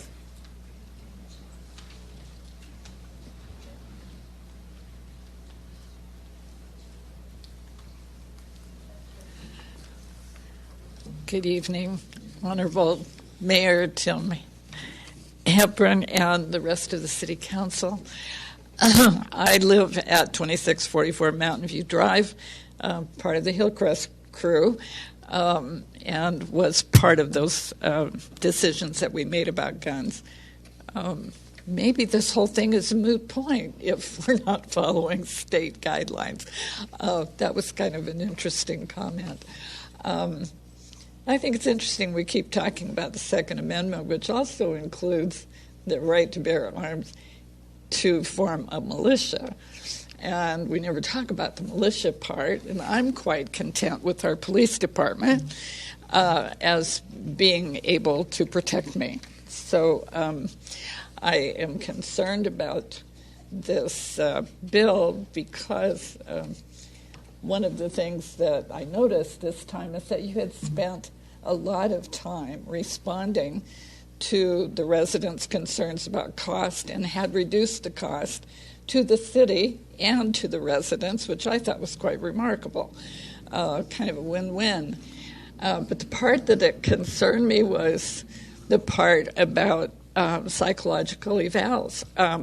I just think they're essential, and I don't think it should be left in the hands of the chief of police to make that kind of decision without mental health credentials. It's a tremendous burden, and I would hate to have to make that kind of decision. And I think it would be very tough for the council if we had a tragedy in this community and we had to explain why we had reduced the cost of an eval and made it more optional. That would be a hard conversation, and I don't think anybody would want to have that one. So we need to take care of our residents too. Thank you very much. Mr. Perry. Wayne Perry, did you want to speak on this? Public comment? Oh, we'll keep it over here. Anybody else wish to speak on this item?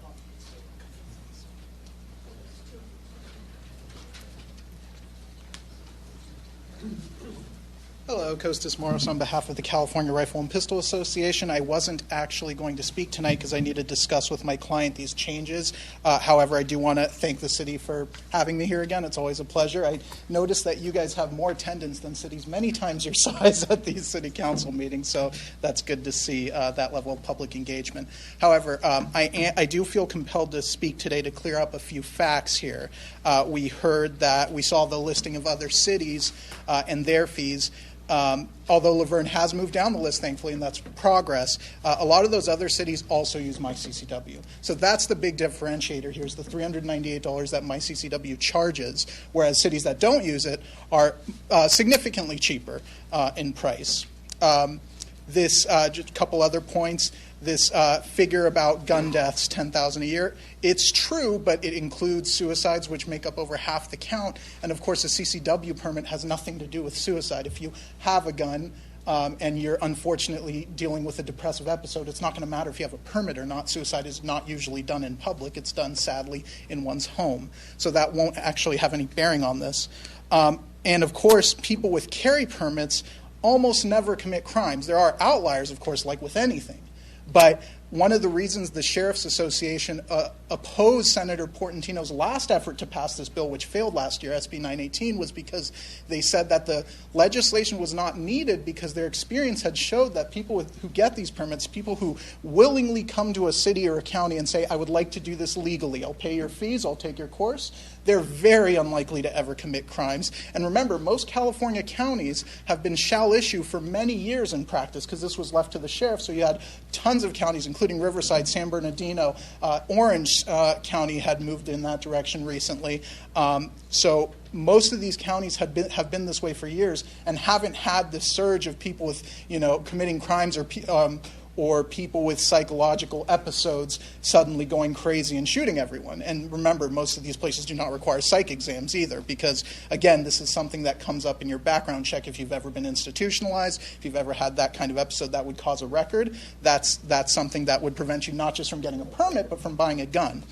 I had one other point here. Well, I'm drawing a blank, so I guess I'll stop there. Thank you, Council. Thank you.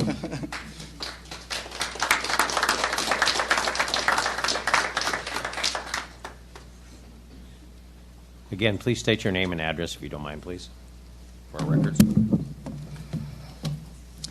Estela Maldonado, 1225 Ruggles Street, Laverne.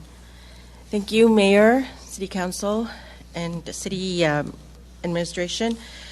I want to talk today about two numbers, which I will get to in a second. It seems that today, the gist of today's conversation has been about numbers and the cost.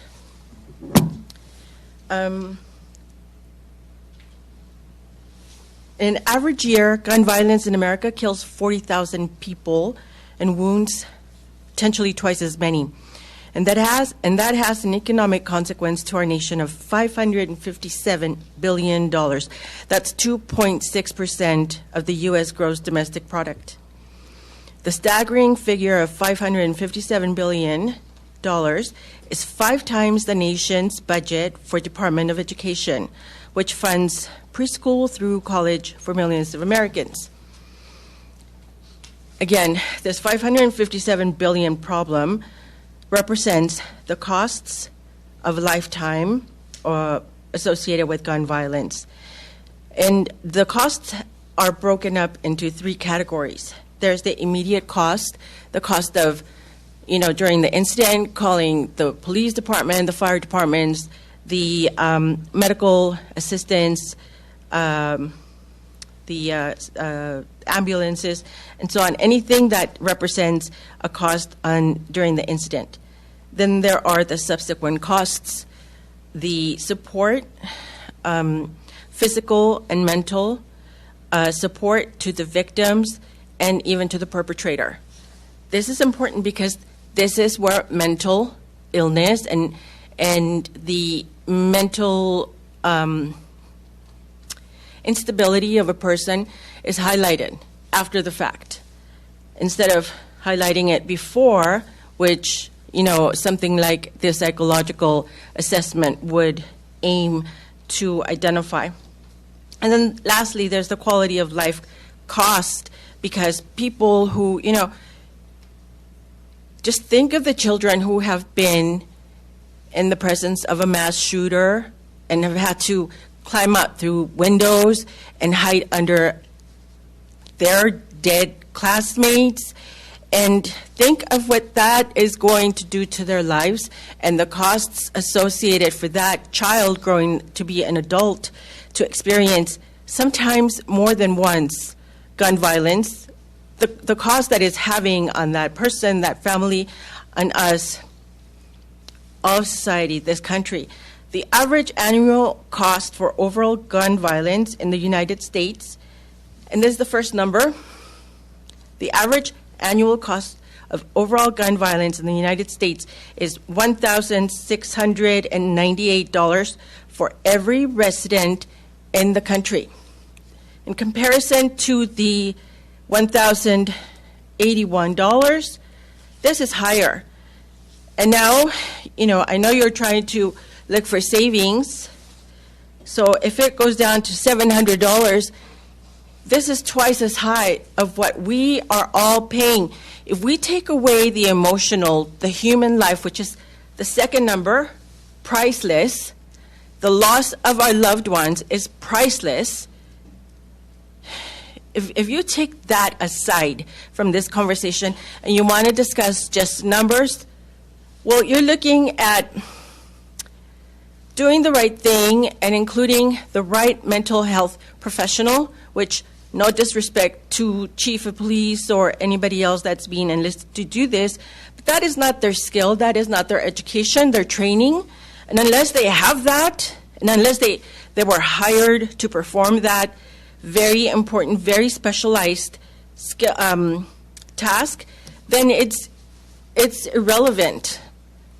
So we either somewhat manage the overall cost by ensuring that we have psychological analysis and all the necessary requirements to assign and grant this CCW permit, or the $1,600 and something figure that it's costing us to live with the gun violence that this country is experiencing every day. That's only going to go higher. As at present, California ranks among the top of the country for in various categories regarding gun safety, including keeping guns out of the wrong hands. We score high as a state. Let's keep that. We're not saying take away guns, but not everybody needs a gun in their hand because they just don't have the mental capacity, emotional capacity to deal with that.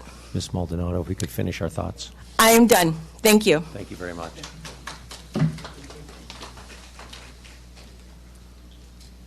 Anyone else for public comment on this item? Oh. Ms. Gabaldon.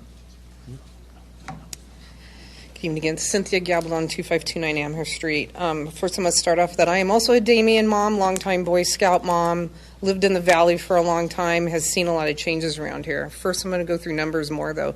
Nationwide last year, the number of carry permit holders grew by 488,000 at a 2.33% growth over 2021. There are 22 million of us out there, or of those of us who want to be one. If CCWs were the problem, wouldn't there be a lot more problems across the country?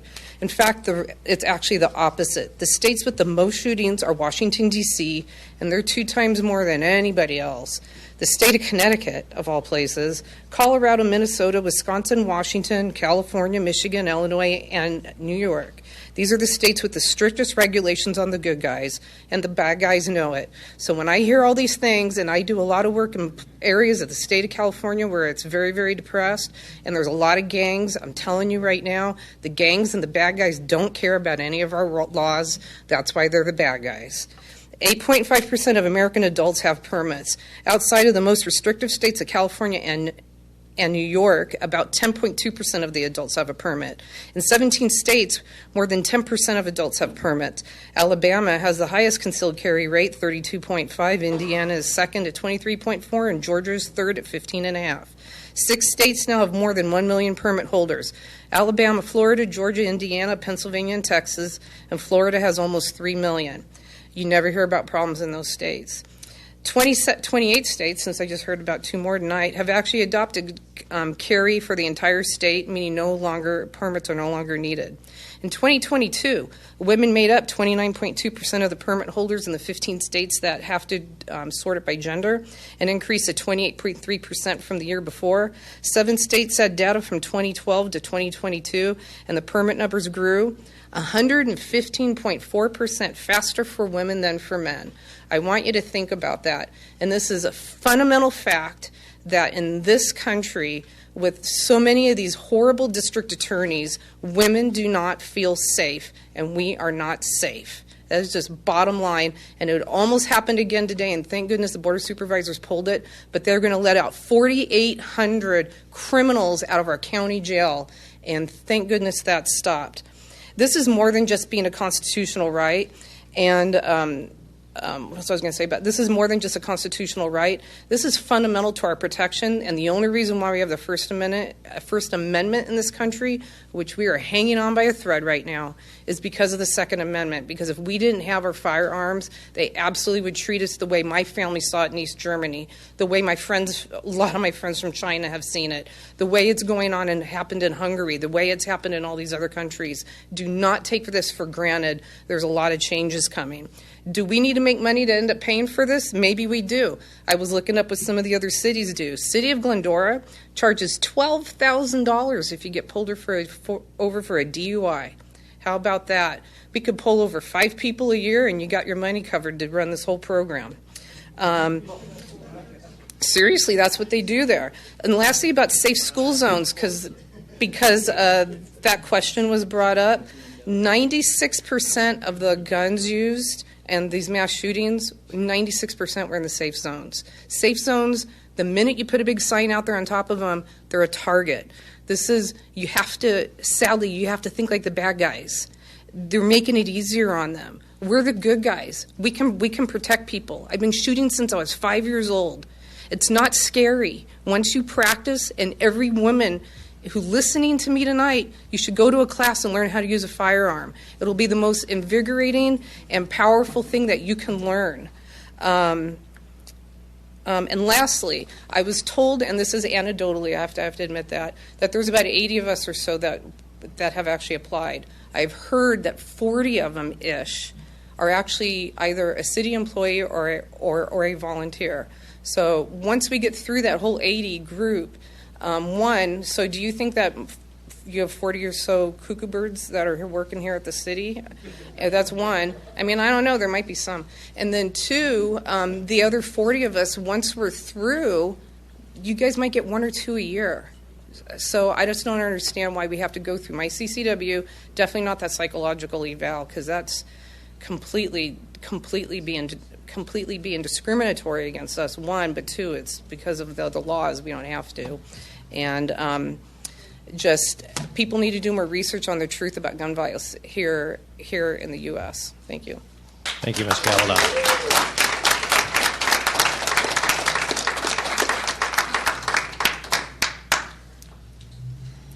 Again, please state your name and your address.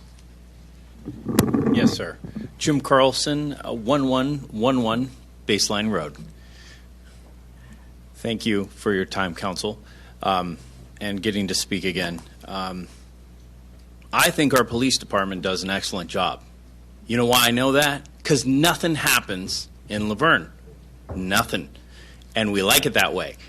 I know a lot of law enforcement. I deal with them a lot. I go and deal with investigations, and some of the shrewdest, sharpest people that are able to identify characteristics that are troubling in people are in law enforcement.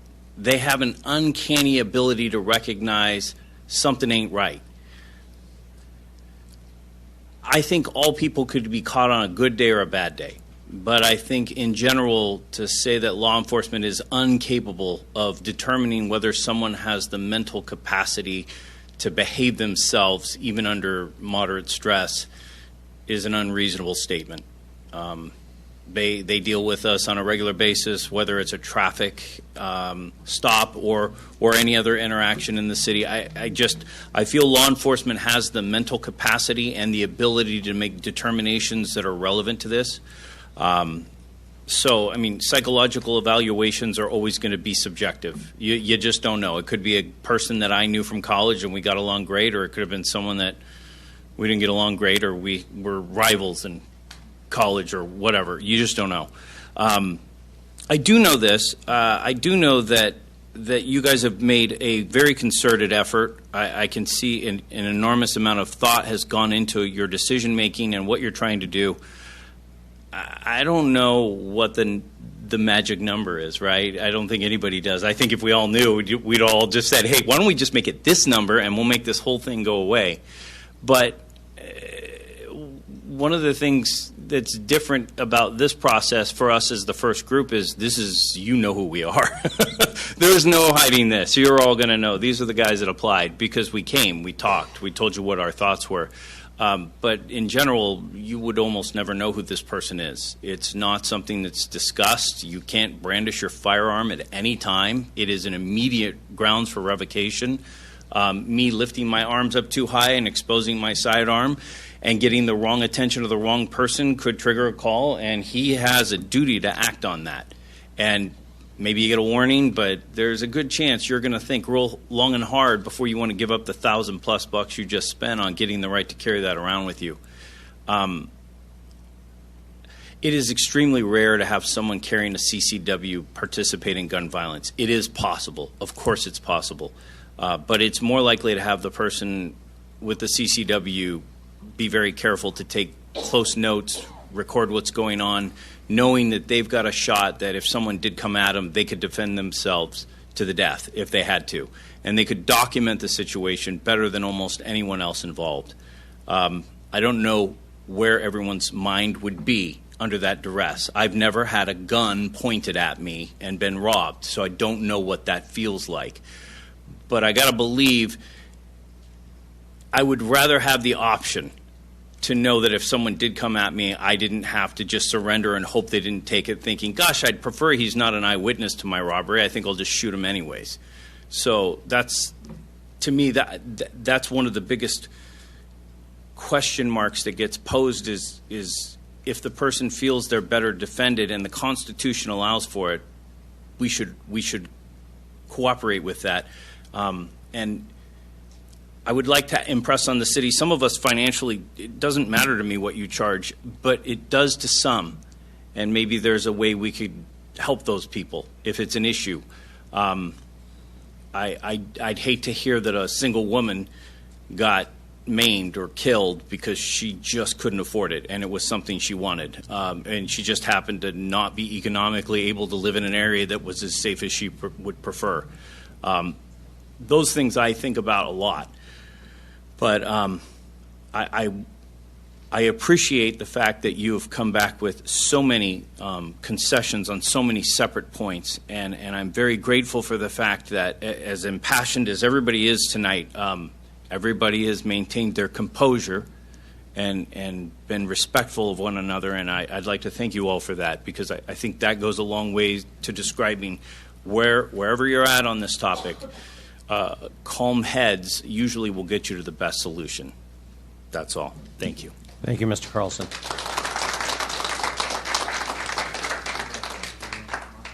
Mr. Ramos.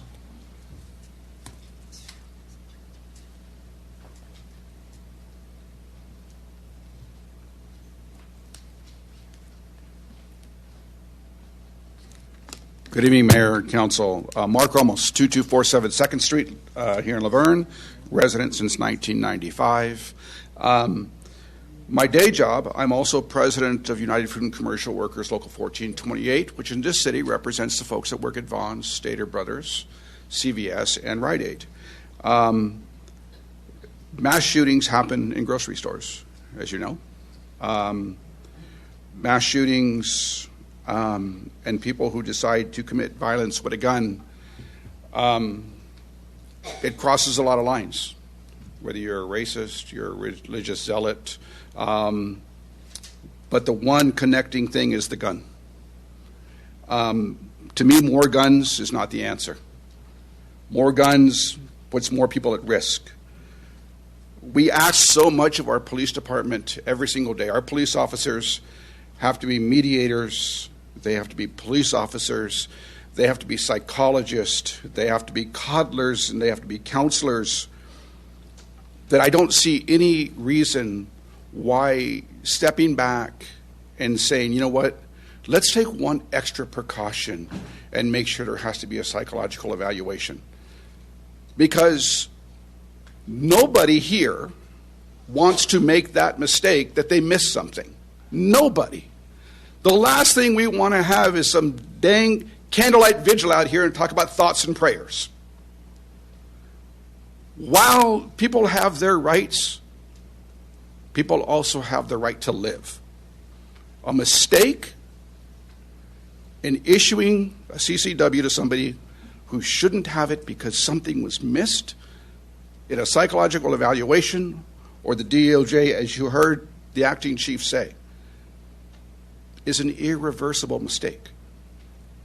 A little extra precaution goes a long way. You hear the folks who come up here and talk about advocating for CCW, about all of the training and the caution that goes into what they want to do. Well, that's great. Let's make sure it happens on the other side, too, before someone is allowed to carry an instrument that can make an irreversible mistake. The vast majority of mass shootings happen with legally purchased arms, which means the waiting period, the DOJ background checks, all of those things. I happened to be in Washington, D.C. and was invited to the White House for the celebration of the signing of the gun bill in July. With me were families from Uvalde. In my industry, the UFCW, there were folks from the grocery store in Buffalo. While I hear a lot of folks come up here and say, I need a CCW to protect my family, I worry every day about my family. But I also carry the burden worrying every day about my 4,000 members. That my worry, and when I lay my head down at night, is that every one of my members gets home safe to their families. And there's nothing, absolutely nothing wrong. We had the police officers come up here and talk about the military equipment. We have an over-militarized police force that is protecting an over-armed society. Gun violence increases because we have more guns. When we talk about Chicago and we talk about these other places, We could probably do away with a lot of gun violence if we actually held gun manufacturers accountable. If we made people get liability insurance with a gun. There's a lot of things that we can do. I'm Mark, finishing just a up here, second. sir. I appreciate If we could please comments. Mark is at the mic, and give him his justice as you guys did when you were speaking. So This is really personal to me. Like I said, I have to worry about 4,000 people every day, including my two sons and my wife. And it means a lot to me. So taking an extra step, look, while I would encourage you to wait, as Marco said on the bill, it appears that you're going to move forward with this, taking one extra step of precaution. And anybody who deems this as a necessary right, in my opinion, should be opposed to the idea of sitting down and having a psychological evaluation. Thank you for your time. thank you, Mr. Ramos. Ms. Berry.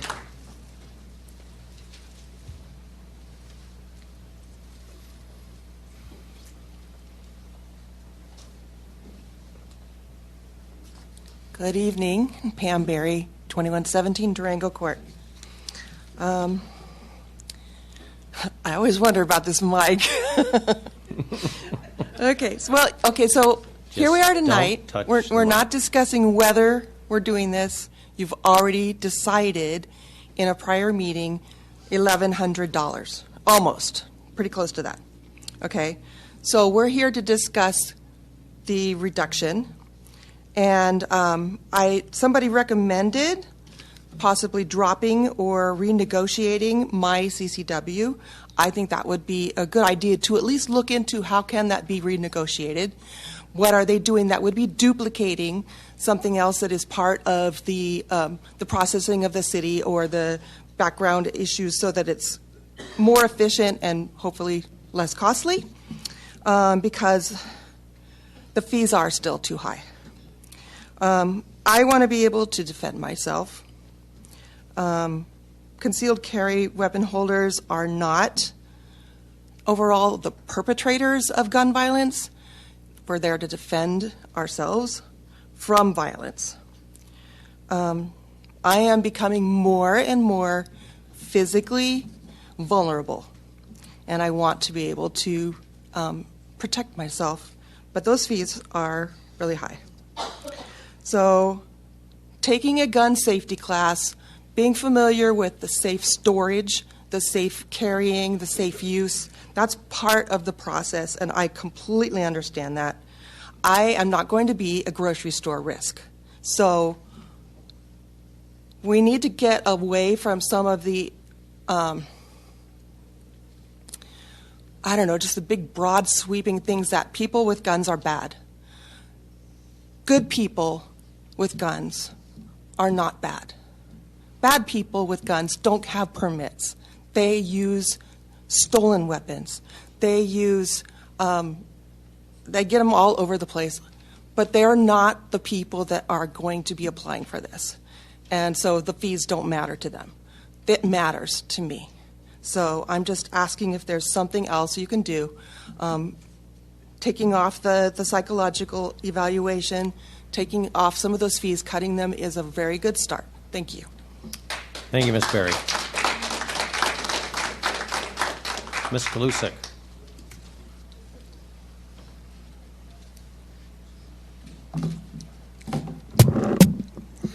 Kathy Kalusek, 2242 3rd Street. Actually, the first comments I have to read are not my own. There's somebody who could not be here. And I don't know his address, but he lives in Laverne. I can tell you for sure y'all know him, Jeff Basler.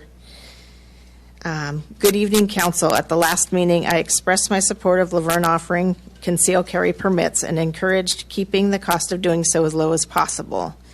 During the public comment section of the meeting, unfortunately, I was unable to return from Las Vegas today to speak directly on the CCW item in the agenda as I had planned. That is why I've asked Kathy to read this to you on my behalf. Since the last meeting, I was thinking about the process and the itemized expenses to get the CCW that were posted in the article I read in the Daily Bulletin. In doing so, I came to the realization that there are potential redundancies that could be waived on an individual basis that would reduce the net price. For instance, if someone had a CCW in another state, it would mean that they have already undergone the necessary steps of the class and the psych review, so those requirements could be waived. If someone has a commercial driver's license with a hazmat endorsement, then they have already gone through the HazPrints live scan, and further, they have been approved by the federal government to drive 18-wheel bombs through cities. The federal evaluation would be more thorough than my CCW's check, making it unnecessarily redundant. There are many other potential redundancies that Laverne can identify and recognize along these lines. I strongly encourage the council to evaluate and consider such options to waive the elements of the CCW permit process where redundancies can be identified to lower the individual cost of obtaining the permit, which secures a constitutional right. And that's from Jeff Basler. Oh, it's 1834 Essex Avenue. And then I just wanted to speak for me quickly. I do want to thank the council and the police department and the city staff for revisiting the issue and for working to compromise on the fees. My only concern is the discretionary psychological assessment. I'm wondering, could this open up a can of worms? Say, the chief is tasked with this to say, oh, there's a red flag, and then somebody brings a lawsuit against the city because they said, oh, well, he or she just didn't like me, or they were discriminating me because of my race, or, something else. So could that cause a problem and trigger litigation? Could we be sued for discrimination?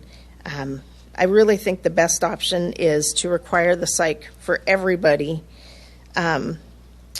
What happens if we issue a CCW and a person uses it inappropriately and a deep pockets lawsuit is triggered? Are we covered by insurance, or are we on our own? I'm thinking of this all from a risk management standpoint. And then because I think that the more thoroughly we vet people, the better protected we are from those kind of lawsuits. And then my other thing is, what does the police department think? Do they prefer the psychological evaluations? And if really they think, yeah, I think this is a good idea, maybe we can subsidize some of that, because maybe it's just too important to let go. So that's it. Thanks. Thank you, Ms. Galusik.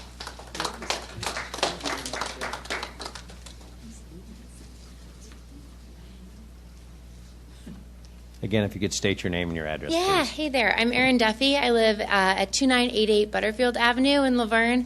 Thanks for your time tonight.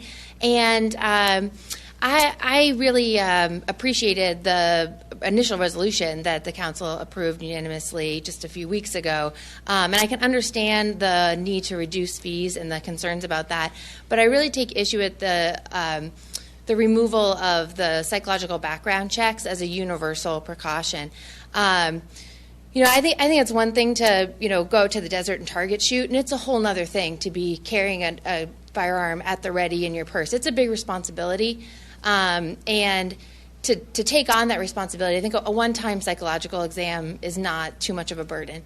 But when it comes to the and on that point too, I think giving the police as much information as we can when they're approving these permits is helpful to them and lets them do their job in an easier way and in a more uniform way. And if we do make it optional and at the discretion of the police in terms of who gets a psychological exam and who doesn't, I think it could be perceived that there's bias or an arbitrariness in who's being subjected to that additional level of scrutiny and that additional fee. So it seems like a fairness issue, really, to just apply it uniformly to everyone. But I hear my fellow citizens really concerned about fees, and I have a lot of empathy for this concern that, for some people, $1,000 is no big deal, and for other people, it's a huge barrier. And I wonder if there's some creativity that we could institute here with a sliding scale fee, where we could have a means-tested fee schedule, and lower-income folks could pay a lower fee or no fee, and higher-income folks could pay a higher fee. And it could be structured in a way that we would assume it would be cost neutral to the program at large. So we're estimating, what's the income background of folks that are applying, and we're asking for a cross subsidy among applicants. Or it could be that the city looks into its general fund and says we're going to subsidize the applications of low income residents of the city, because we don't want this to be a discriminatory approach based on income. And so I just wonder if there can be some creativity and some flexibility in the way that we approach the fee schedule, so that we're covering the administrative costs, but we're not presenting cost as a barrier to access to a permit for someone who can meet the background requirements, is trained, is prepared, and wants to carry. So thank you very much for your time. Thank you, Ms. Duffy. Mr. Gabaldon. JR, we had someone up there. Did they leave? Joe Gabaldon, 2529 Amherst Street. I'm probably going to be on both sides of people I know and don't know on the issue, and I'm not afraid to say it. I kind of think that the necessity for the background check and the psychological exam are worth asking for. I don't aspire to get a concealed carry permit. My wife does. We're both highly educated, highly accomplished. I think we've done well in the community, been a scoutmaster, been out campouts with boys without any protection other than myself and my brain. So I can see how there's concern for those that want to carry it. That said, I think we can narrow this down other than trying to be divisive and pit people and their ideology or their appreciation for the facts, and not the underlying emotional component to this, by simply saying if it's important enough for us to be safe in our community and to have citizens in the community that desire to have this concealed carry permit and the responsibility that it carries, which is significant. They're the bar. These are the people that they take the training, they have the weapons already, they're good individuals that are willing to step up, put their name on the list, be in public in this audience to tell you that they're here, they want to do the right thing. The fees, if it's that big of a deal for the math we're talking about, why doesn't cities just step up for its entire community and say, hey, if you want it, we're going to pay for the psych exam because it's that important to everybody, and get that out of the way and make it a non-issue. I don't think Sam and the rest of the police department are more concerned about a concealed carry permit owner when they pull somebody over than somebody who doesn't care about the law. So I really think that we need to differentiate between people in our community that want something that is a service. Okay, it's a service that the city provides in a lot of different levels for a lot of different things, versus trying to separate them by some line that says good people, bad people, people that are more tending to do this versus that. So for me, I think the city wants to do the right thing. Pay the $50,000, make this go away, make people in the community feel safe, and everybody gets a psych test. And if they fail it, they get a chance at another one. And also that psych test, you guys should consider what are the conditions under which somebody says no and yes, and what rabbit hole that takes us down. So that's my opinion. Thank you. Thank you, Mr. Gabaldon.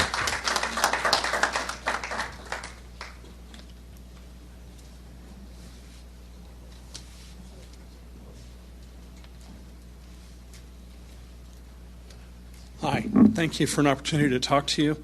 My name is Lawrence Blanchard, 4748 Del Mar Circle in Laverne.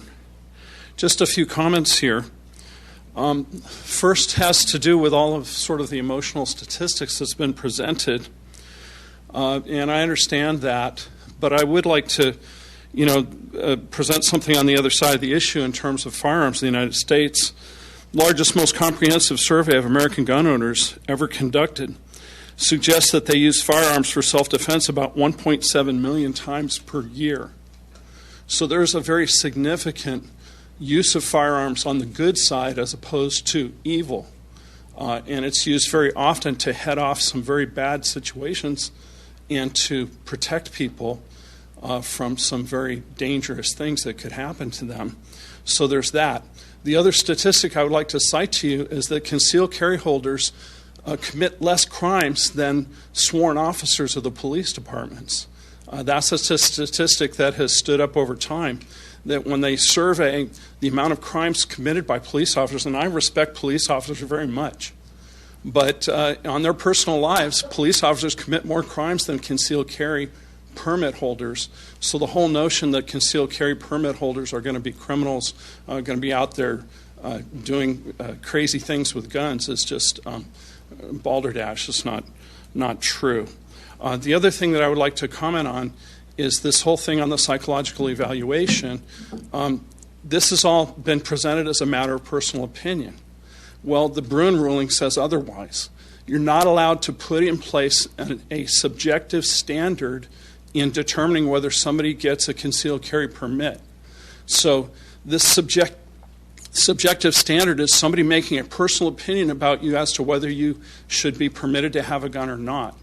What was set in the Bruin ruling is a objective standard. In other words, they're allowed to do a criminal background check on you. If they're going to do a psychological test, it has to be an objective test in the sense of checking if you've had any contact with the mental health authorities and that kind of thing. And then that would be an objective way of looking at if you have an issue. A subjective standard is if you have a psychologist who is deciding whether you're crazy or not, or whether you're allowed to carry a weapon. That gets into the subjective standard of what's my standard and why do I allow it and why I don't allow it. And the Supreme Court said that's not permitted. That's what the Bruin ruling was all about. In the state of New York, they were basically saying, well, we're going to decide whether your reason for wanting to carry a gun is reasonable or not. And they basically said no to everybody, just like happened here in L.A. County. We have 11 million people in L.A. County. They only issued 135 permits because they said you don't need it, you don't deserve it. So that's the subjective standard that was applied. So it's not about people's personal opinions or anything. What the Supreme Court says is it has to be an objective standard of measure. One last thing I would like to say is regarding the permit structure. If you look at the MyCCW fees, now I believe those are redundant, because if we get down to where we're just really looking at making the application, right? We're looking at the state doing the live scan, which will do the criminal background check. It'll do the mental health background check at a more deep level. And then you're looking at us paying for having a class that we have to take 8 or 16 hours, depending on what eventually is going to happen here. But then you have to, qualify with your firearm as well on a range. But all of that is out of the hands of the police department. All they have to do is gather that together and make a decision. So I think the MyCCW thing can be completely eliminated, because we're just looking at basically a background check that the state does. Well, they take the app, background check that the state does, and then the class that we have to submit the documentation on. So I think that by reducing these requirements, then it gets down to the brass tacks of, I think they can get rid of MyCCW. Anyway, sorry to take so much time. Thank you very much. Appreciate it. Anybody else wish to comment on this item? Yes, sir.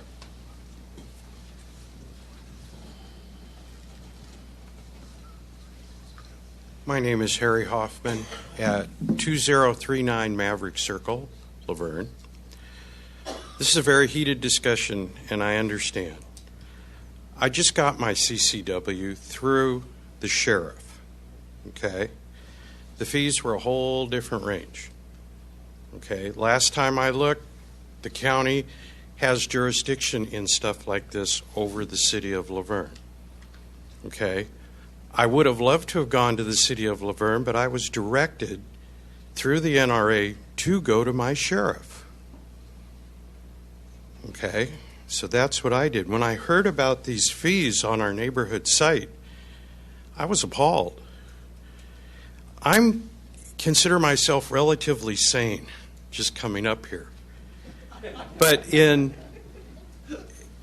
6 months, a year, 2 years, a tragedy happens, something happens, I could lose my mental health. That's why the permits are only 2 years long. And you have to go in for an interview. And the training was 16 hours long, not including range time. So the training is not a light training. It is not as good as a police officer, but it is, in my opinion, sufficient that I can handle a firearm, I can protect my family, and if need be, protect my neighbors in the event the police can't help us. I respect and appreciate the Laverne PD. We're in one of the safest towns in the state of California. I'd like to keep it that way. Thank you for listening to me. Thank you very much.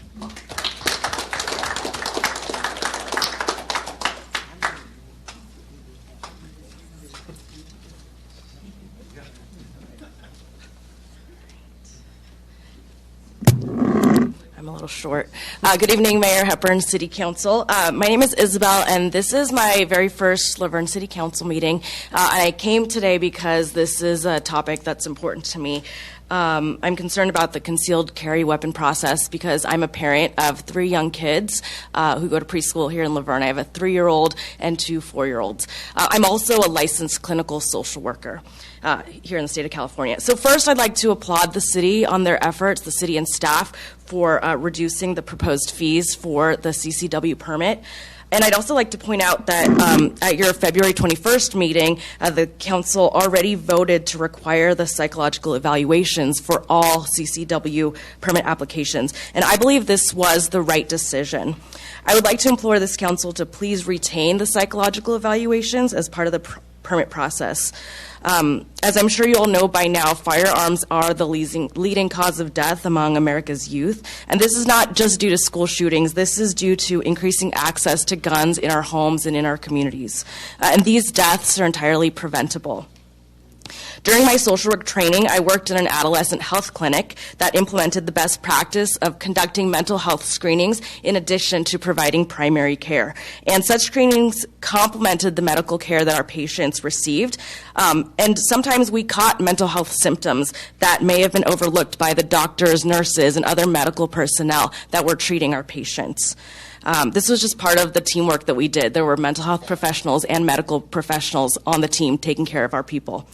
And so a standardized, objective psychological assessment or screening should not be viewed as stigmatizing or limiting, but rather a tool for keeping folks healthy and safe here in our communities.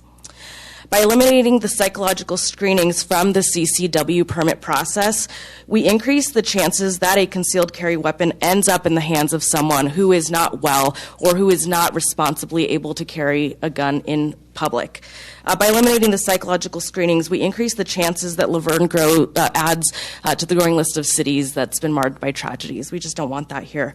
The city of Laverne has an opportunity to proactively keep our community safer by implementing a psychological screening process for the CCW permit application process. So why not? I mean, in fact, you've already voted to approve it back in February. So I ask that you please not backpedal on that, whether you're reconsidering because of costs or political pressure. I think the safety of our community is worth the added costs. So let's keep our children, please keep my children safe who go to school here in Laverne, keep our families, our neighbors, our law enforcement, our first responders safe, and let's get this right and retain the psychological evaluations in this resolution. Thank you. Thank you very much. Anyone else supposed to speak on this item? We have a hand raised? Oh.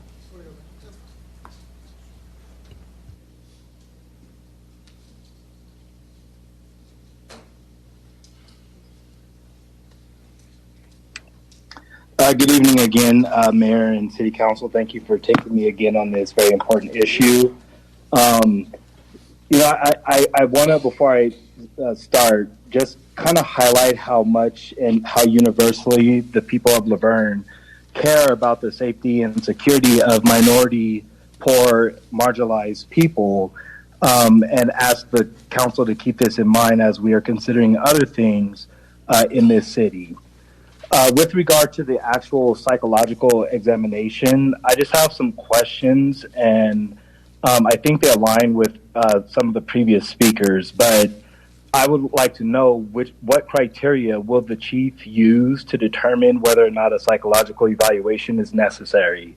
I think this is a standard that should exist if we're going to vote to have this be the process. I would like to know how we're going to ensure that the chief is always following this standard, and if the criteria itself is going to be published. If it is published, I want to know if this is going to impact the integrity of the process. And if it is not published, then how does the citizenry retain its ability to maintain transparency in the process? How will the city ensure transparency in the process of selecting and referring individuals to psychological evaluation?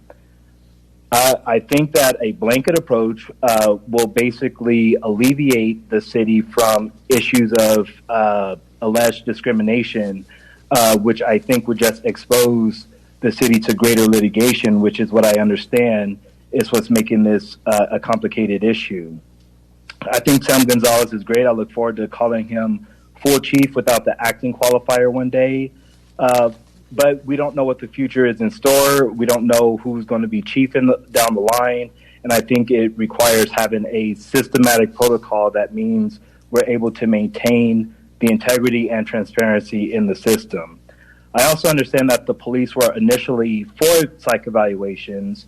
I would like to understand the change.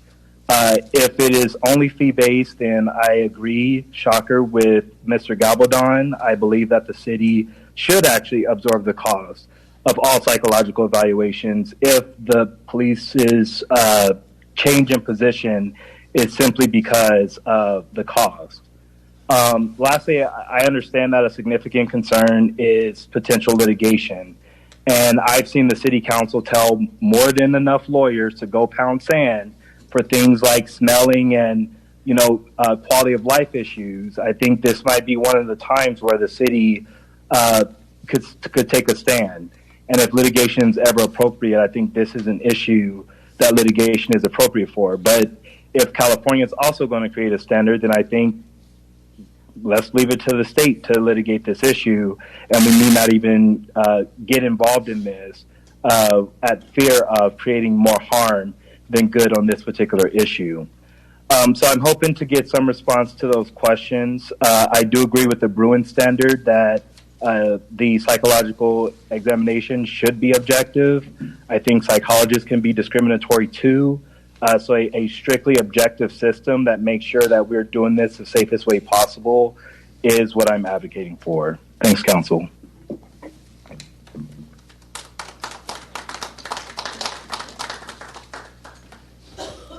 Stephen.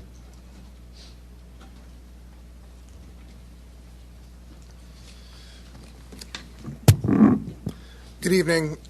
Good evening, City Council. I know you all have a tough job. Oh, sorry, Stephen Ward, 4760 Calle Estrada. Thank you all for listening. I know this is a long meeting, and you got a tough job where you're bound to make some people disappointed. But 6 weeks ago, the police department came and presented to you, and you voted unanimously on the fee structure and the requirements, including a psychological evaluation. Unanimously. And since then, nothing has changed in 6 weeks other than some public pushback and a threat of litigation. I'm sure your city attorney has already told you, you're able to cost recover for the fees involved here.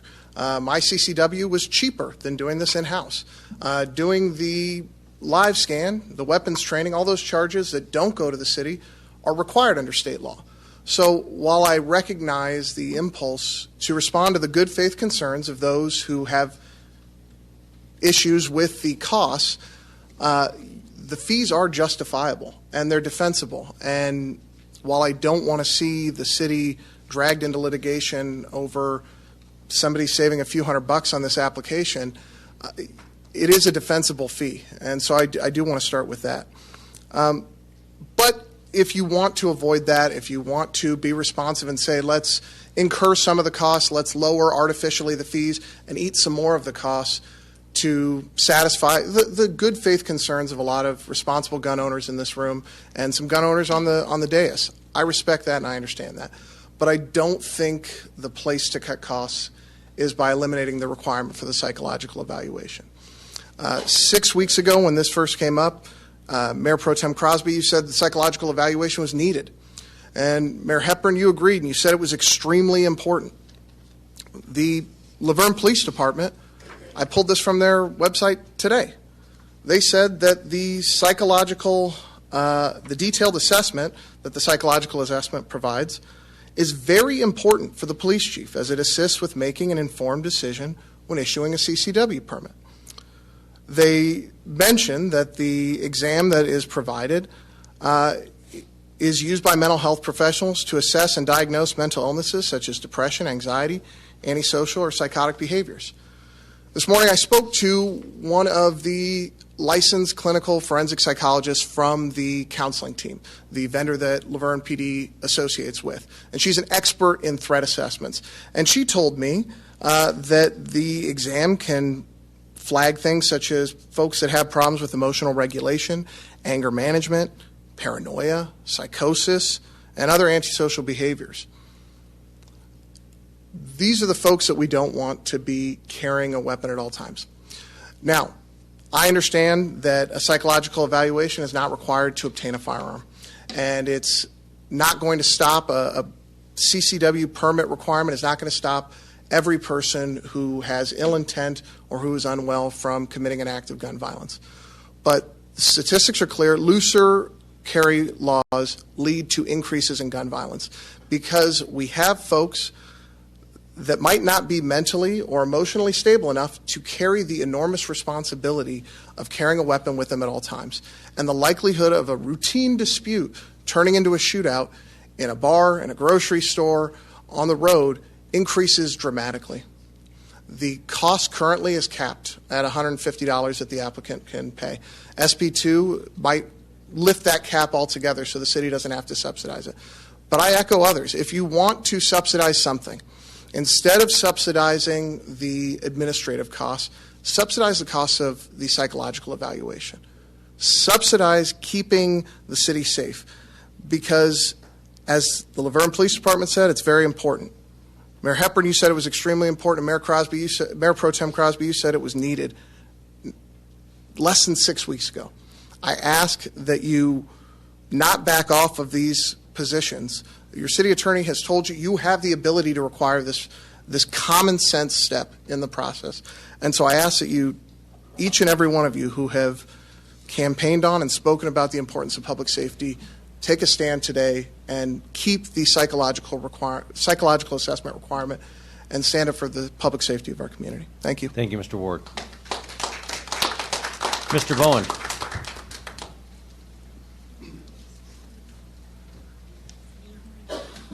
Mr. Mayor, Council, Rick Bowen. I'll make this quick. First speaker tonight, AQMD, says, we have lots of money. Come down, buy something. We'll rebate you $250 if you buy a damn lawnmower. There's money available. We're not kidding anybody. The state has, you want to subsidize something, subsidize this instead of buying a damn lawnmower, my opinion.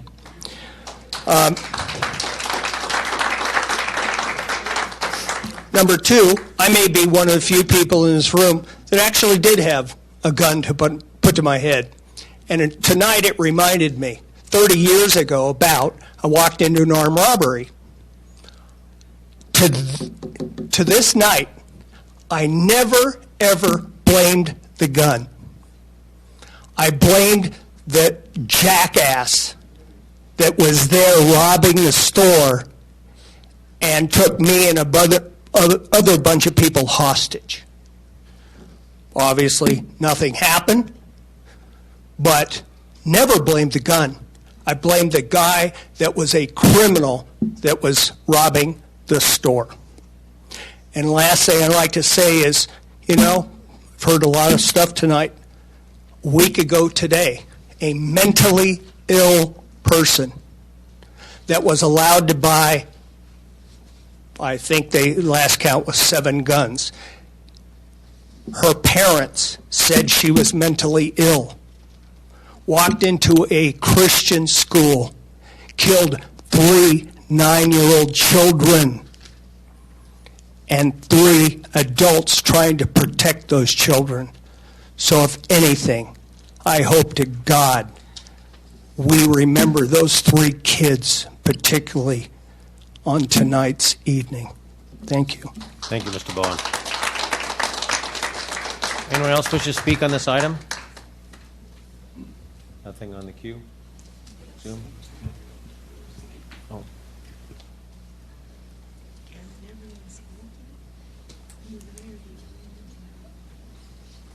Good evening. Good evening, Council. Terry Prentice, 2986 Wynwood Street. There's been a lot of things tossed around here, but the Second Amendment, I want to read it, along with the punctuation, because it's important. Because the punctuation divides things, it separates things, it expounds things, and it qualifies things. A well-regulated militia, comma, being necessary to the security of a free state, comma. Mr. Prentice, can you pull that mic just a little closer to you? Perfect. I'm sorry. So, yeah. Okay, is that good? Yeah, better. Okay. A well-regulated militia, comma, being necessary to the security of a free state, comma, the right of the people to keep and bear arms, comma, shall not be infringed. It doesn't say you have to be a part of a militia. It just says that a militia is important, and it separates that and says it's necessary. Then it goes on to say that the right of the people to keep and bear arms, and none of these rights should be infringed. And as I spoke with Mayor Pro Tem Crosby at the last meeting, I mentioned that I thought the costs were quite high, and high costs that keep people from being able to, from economically deprived people from being able to get a permit is an infringement. But I disagree with the part about that a psychological evaluation is not important. People who carry guns, mostly police officers, they go through extensive psychological tests before they were hired. If there are problems during their professional careers, they go through psychological testing. When they retire, if they've kept up with their firearms training and standards, they can apply for a CCW certification, except if they retire for psychological reasons, they're ineligible for a CCW permit. I think that's important. And the problem is that if we don't have a psychological testing, there's no screening there. You have one person on a given day making a decision without having the necessary information. We don't need Rambos, either in uniform or out of uniform, running around waving guns at people. So I think psychological testing is very important.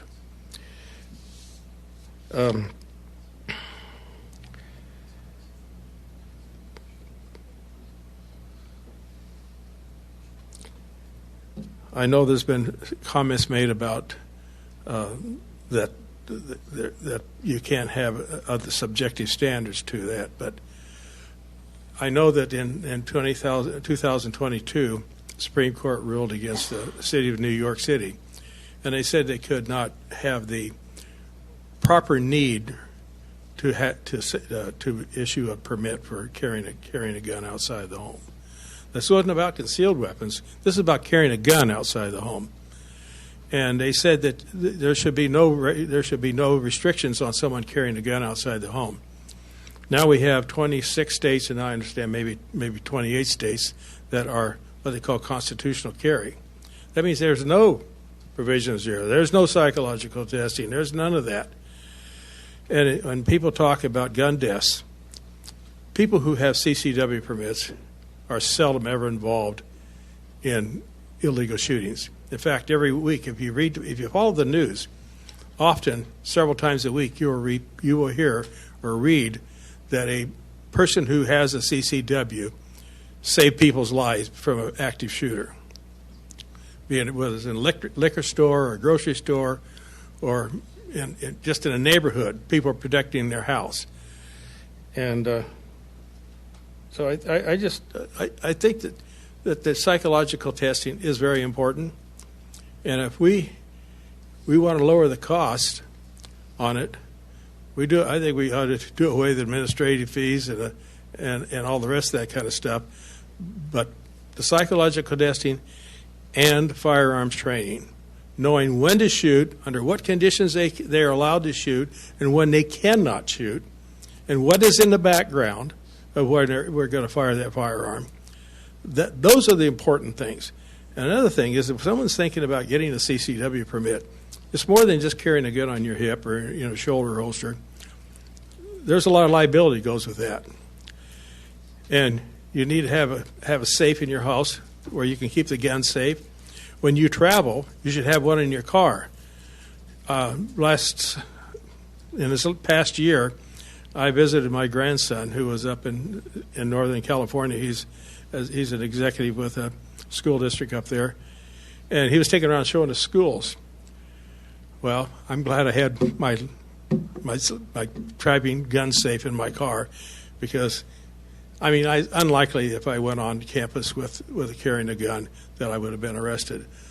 But I put it in the safe and locked it out, so there was be no question of that.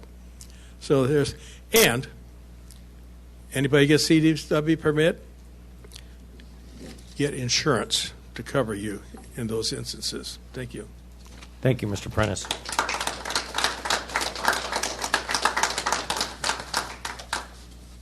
We have one person on the call. Anybody else wish to speak on this item before we go to caller?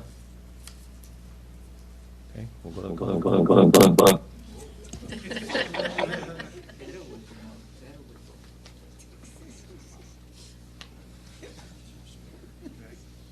Hi, Council. This is Brittany Allison. I am calling, and I wish I emailed each of you back in February, because I was so proud to come from Laverne.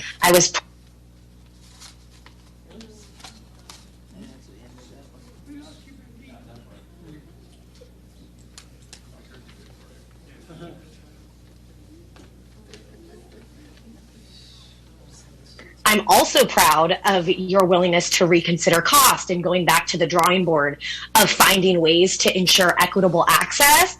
I'm so happy about how many callers have come in that also care about equity in our community. But I can't.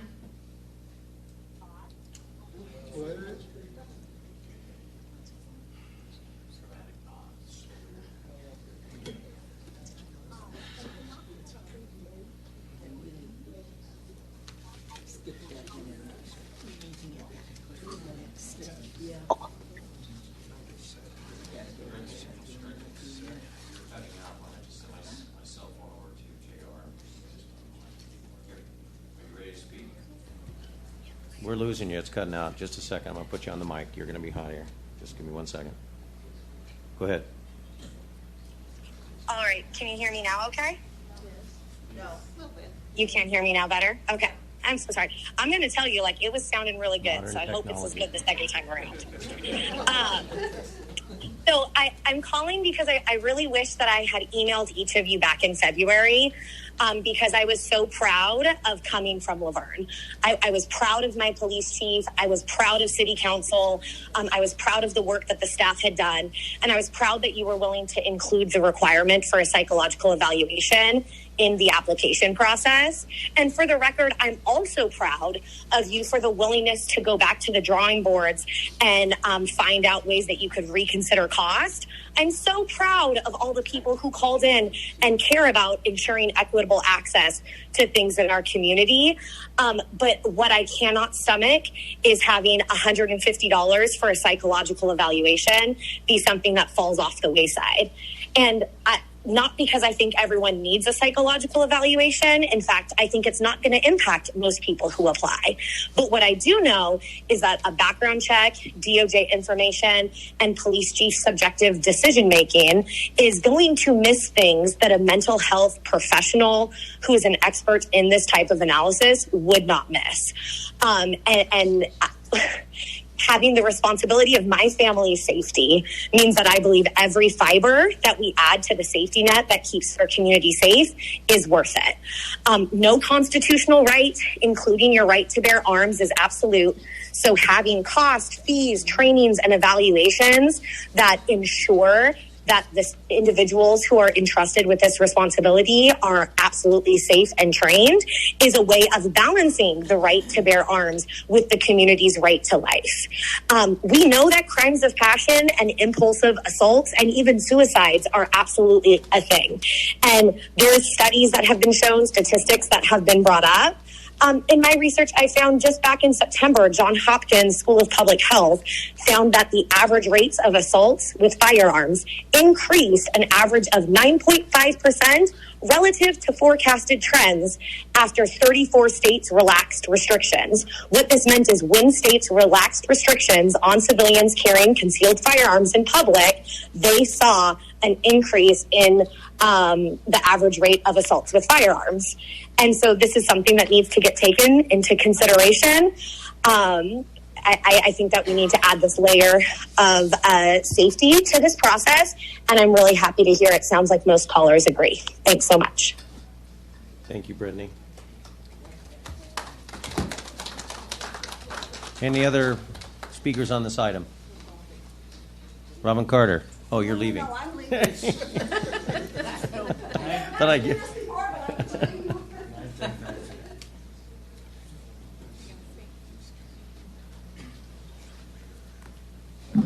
Good evening, Mr. Mayor and City Council. I was not expecting to speak tonight. My name's Morgan Kostelewski, and I'm a registered nurse in the community. We've heard a lot of opinions this evening, and I can respect all of them. Working in the area of science, I really like to see objective information, not necessarily subjective information. And we've heard all about the psych exams, whether I think it's correct or not, which I do not think it's correct, and I respect the chief's decision to base this on information that comes from the background checks and criminal records. I want to talk a little bit about the renewal process, because we haven't heard from anybody that explains what my CCW is doing on the online end. It's been pretty simple. Sergeant Weinreb has been great and responsive in helping with that, but I think when it comes to renewal time, it will be very redundant, and that is one thing that we can do to lower fees. I'm willing to pay the money to get this all done. I'm a responsible firearm owner myself, and I like that, you have to jump through a few hoops. That's okay, but with the Bruin decision, I think it takes away a lot of the guessing game out of this. So I'd like to look at what the renewal process will look like in the next 2 years when all of us have kind of gone through the initial process. So, yeah, thank you for your time. Thank you very much. Anyone else wish to speak on this item? Seeing no others, we're going to close public comment and bring it to the dais. Chief, did you want to, there was a couple, 2 or 3 questions. Yes, sorry, I got excited. Yes. One of them was a liability issue, what the person carries. If the city, if we issue a permit, I think was one of the big questions was, what kind of liability do we have as an entity for the CCW permit holder if there's an issue that arises? As you heard from some of the speakers this evening, is that they suggest you buy insurance. And one of the things that is recommended is that you buy insurance. Your decision to conceal carry comes with great responsibility, just like a police officer. Your decision to pull the weapon and discharge it, the liability is in your hands. But the way the mayor asked was the liability is not on The city. it's on the person. Yeah, understanding that an individual who gets a CCW and goes through the clearing and gets the permit to carry, if we do our own background checks as far as psychological testing, and there's an issue with that person that got the CCW, and there is an action that they take that's a heinous action, are we responsible as a city that allowed them with the psychological backing? Are we liable for that situation as far as a lawsuit? Yeah, perhaps, Mr. Mayor, I could address that. That would be wonderful. Thank you. Our attorney, Ms. Barlow, thank you. Getting out of the fire. First of all, nothing ever prevents the city from getting sued. Certainly, the city is more likely to get sued if they did issue a CCW permit to someone who then, used that permit or was carrying concealed and caused injury to someone else. What I think the real risk for the city is if we fail to pay attention to whatever information we get back from the Department of Justice, from a licensed psychologist if that is required, if we don't do the proper searches and so on, if we don't have a good background check, then I think the city could potentially face liability by issuing a CCW to someone who should not have received one. But generally speaking, the city would not be liable for an injury caused by a CCW carrier if they were properly issued the license. Thank you very much. Thank you, Ms. Domer. This is actually a question that was presented to Ms. Domer during the process as well. To move on to Mr. Allison's questions, I appreciate the concerns and the comments. I believe his first question was, what is the chief's criteria for recommending a psychological? That I'm going to keep close to my pocket. It's like kind of giving the answers to the test away. Someone comes to take an examination, they already have the answers pre-designated. The department's stance as far as the psychological is concerned is as I mentioned in my presentation, that we require to have psychological exams to provide the police chief, either myself in an acting capacity or when Colleen returns, the best information in the best interest of the public. That has not changed. We were asked to completely look at the entire process and where we can ensure we were still obtaining the best information to achieve that goal that's in the best interest of the department. It's truly a needle in a haystack, but that's a determination that it's before you today. What was his second question was requiring psychological exams. If we leave it to the chief as a discretion, would we be subject to lawsuits? Again, Ms. Barlow stated it perfectly that in the 25 plus years that I've been doing this job, if I worried about being sued, I wouldn't be able to do my job. Again, we're looking to obtain the best information to make the best decision for everybody, not for a select few. Either side of the aisle, we're looking to make the best decision as possible. Thank you. Anything else? Can I just ask for clarification because I want to make sure that I'm understanding correctly? I know you don't want to give away the answers to the test. I think the question really, if I'm understanding what Mr. Allison was saying correctly, is that is the chief or whoever is acting in her stead making a decision for administering or the need to administer a psychological exam based on independent information received, or is it a subjective, hey, you look sketchy to me, right? So that's, I think that's the question, the question between objectivity and subjectivity. So if it is going to be a discretionary requirement in terms of who needs to have a psychological exam, on what basis, on what objective basis is that determined?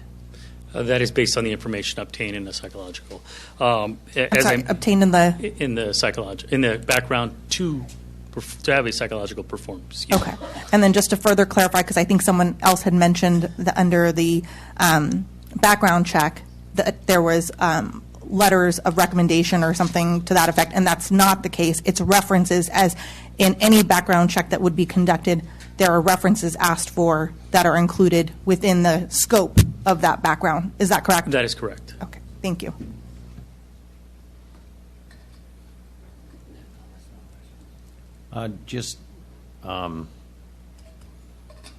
We asked the police chief, the interim, the acting police chief, Gonzalez, to go back because we had such reverberation over the amount that these fees were. And we decided that it was a good idea to maybe go back and revisit it to see if there was some way that they could reduce the costs. But I think here we're going to be faced with the challenge of I think the most important thing is the safety of our children, the safety of our residents, and the safety of our employees when we make these decisions. So understanding that we would like to make the fees free, but unfortunately at this point you can't do that. We are faced with many other things in our city that cost. We have employees.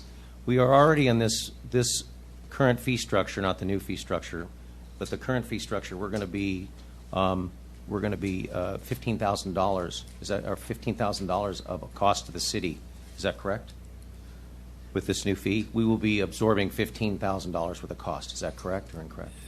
If you're equating that to the amount of subsidies that we'll be using towards the psychological, No, forget the psychological, but the one that we're proposing now for the $786. Are we still utilizing $15,000 of city funds to subsidize this, as it currently is?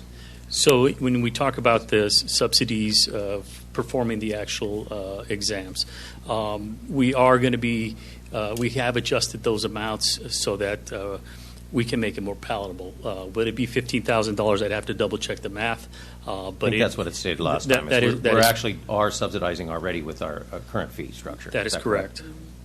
Yes. Correct. Okay. So the decision has to be made basically on this is the safety of the overall residents and understanding that we are doing this and that SB2 may change the complexity of this completely within the next year or less. And so, comments. Thank you, Chief. Thank you. Mayor Pro Tem Crosby. Thank you so much. The question came up a lot this past week was why? Why are we come back and visiting this? And I want to make sure that you know that what my reasons why. After our decision 6 weeks ago, the information that was given to us, we had some comparable cities, and the comparable cities were just like cities like ours, and they weren't all the cities around us. As you saw the chief put up all the cities around us, we got that information afterwards. And that really changed and made me really look at our residents. Our residents being treated the same as other people that are coming through our city every day and around. And I want to make sure that our residents are kept. I really do appreciate everyone coming up and speaking tonight. We had over 26 people come up and speaking on this item, and really do appreciate that. I appreciate the quorum of the people speaking on both sides of the issue. I want to make sure that I did say 6 weeks ago that the psychological test, I believe that was needed. I want to make sure, though, and verify that as well, though, I believe in our new proposal, because I was working with and speaking with the chief about our new proposal and really heard about our residents and what psychological tests do and really learned about it, was that if we feel it's necessary, then they should have them. I am for the first proposal that of where if because of background check and because of the interview, then we need a psychological test, then that resident needs to have one. If we have 90% of our residents that have no issues, have no problems, and they go through all that process, then they shouldn't have to have that piece be put on them. And the structures of the people that really want to look at is through our objective view from our chief and through the process of the background check. This is a tough subject to have. I think, I'm sorry, I didn't get your name.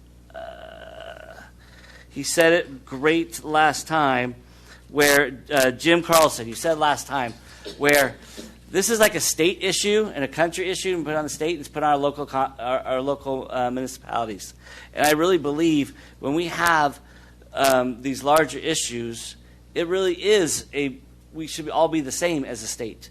SB 2 is trying to work on that, but we don't know if that's going to ever pass. And we have to make sure that our city and our residents are taken care of, and the right for them to have that is in place as well. But I do agree that if we had one rule for the entire state so that we know who's carrying and they all go by the same rule, that would be much better than every city making different rules up. So I really did appreciate you saying that last time and saying that to us. And so those are my comments of why I might have, people believe I changed my mind or changed my view, or why we're looking at this again, is making sure that we have more information. Thank you, Mayor Pro Tem Crosby. Councilmember Lau. So I just want to talk a little bit about, again, just a reminder about why we came back. And I want to assure the public that in the discussions about this particular issue, I think the other thing that you should be aware of is that I think we're learning as we go in terms of how certain things get communicated out. So I think that one of the takeaways for us was the next time that there is something that is going to be controversial or engender a lot of feedback, that we need to be more on the forefront of it and conduct something like a study session to elicit those comments before a proposal is put forth, voted on, and then everybody gets confused again when it gets brought back on the agenda. So that is our attestation to you that we are learning as we are going. And so we are trying to do the best that we can. I think in terms of this issue, and I think in terms of making a lot of the decisions that we have to make for this city on behalf of its citizenry, is that it is a constant balance. That it requires the thoughtfulness of all of you that are sticking with us 10 minutes to 10 o'clock tonight, who came out in February as well, who wrote, who called, who did all of those things. It is a constant balance of trying to balance the needs of the community with the needs of the individual, and making sure that we are hopefully striking a place where, you know, in all my days as an attorney that mediated cases, nobody goes away happy. You know, that's the unfortunate truth, right? Is that when you get to a place where nobody is happy, then you've probably hit the right place.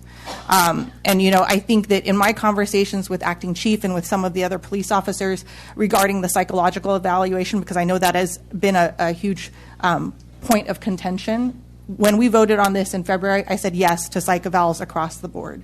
And in trying to balance the idea of cost to individuals who wish to be able to carry and conceal and the needs of the community to have safety, then we had to evaluate, do I trust that what the information that is going to be provided to the chief or whoever is acting in her stead to make an objective decision about who must have a psychological evaluation, I had to feel comfortable in that.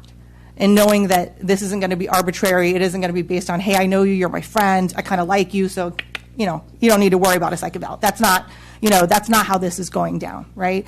And, you know, those of you that know me, I'm not looking for us to be in a situation where we have a school shooting or something god-awful happen where we have to have a candlelight vigil with thoughts and prayers that do absolutely nothing, right? So I want you to know that, you know, we are listening, we have been listening, and we are doing the best that we can to come to a reasoned conclusion. And so I have to trust in what our subject matter experts are telling us in terms of what my CCW will provide to the chief or whoever is acting in her stead to make the correct decision with respect to who needs to perform a psych eval.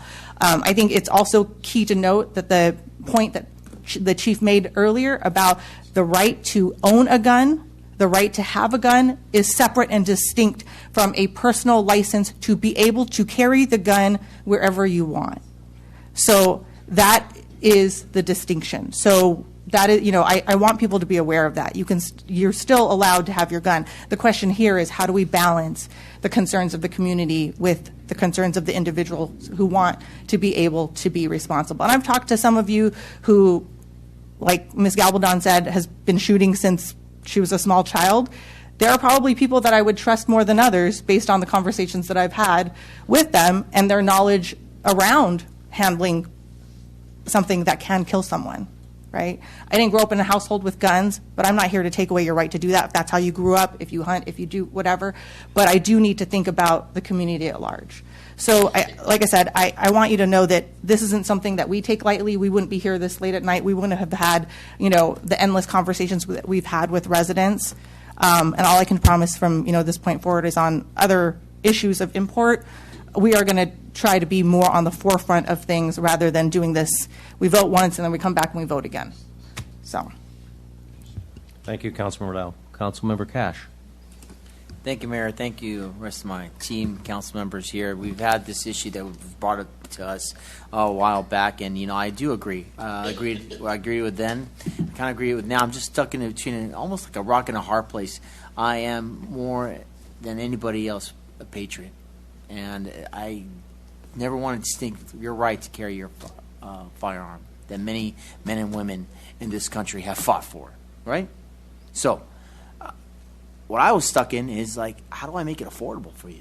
I hate fees and I hate taxes. I'll probably get audited soon, but that's okay. It won't be the first time. Stay on target. Yeah, I'm trying. I really don't like. I just can't stand it. You know what I mean? You got to charge a fee for everything. Listening. I know. It's okay. We're live. It's okay. Listen, I want to make it affordable to you. One way for me that I thought was being able to is to remove that, but I don't want to remove that opportunity from the chief of police to make a informed decision. I've been in law enforcement long enough to know that we always were told you carry multiple hats. You're a social worker, you're a doctor, you're a police officer, you're just all these different functions. But it's hard because now you're faced with the decision to make to give you that opportunity right. I understand, and Councilmember Lau mentioned it. Speaking with the acting chief, Sam Gonzalez, who I've known for many years when he actually had hair. That's another story. It's okay. It was a great time. Got him. Good man. Listen, it's a great opportunity to talk and have this. We threw him off. I was going to say.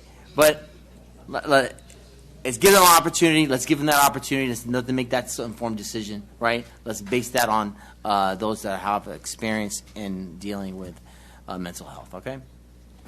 I yield to you. Thank you, Councilmember Cash.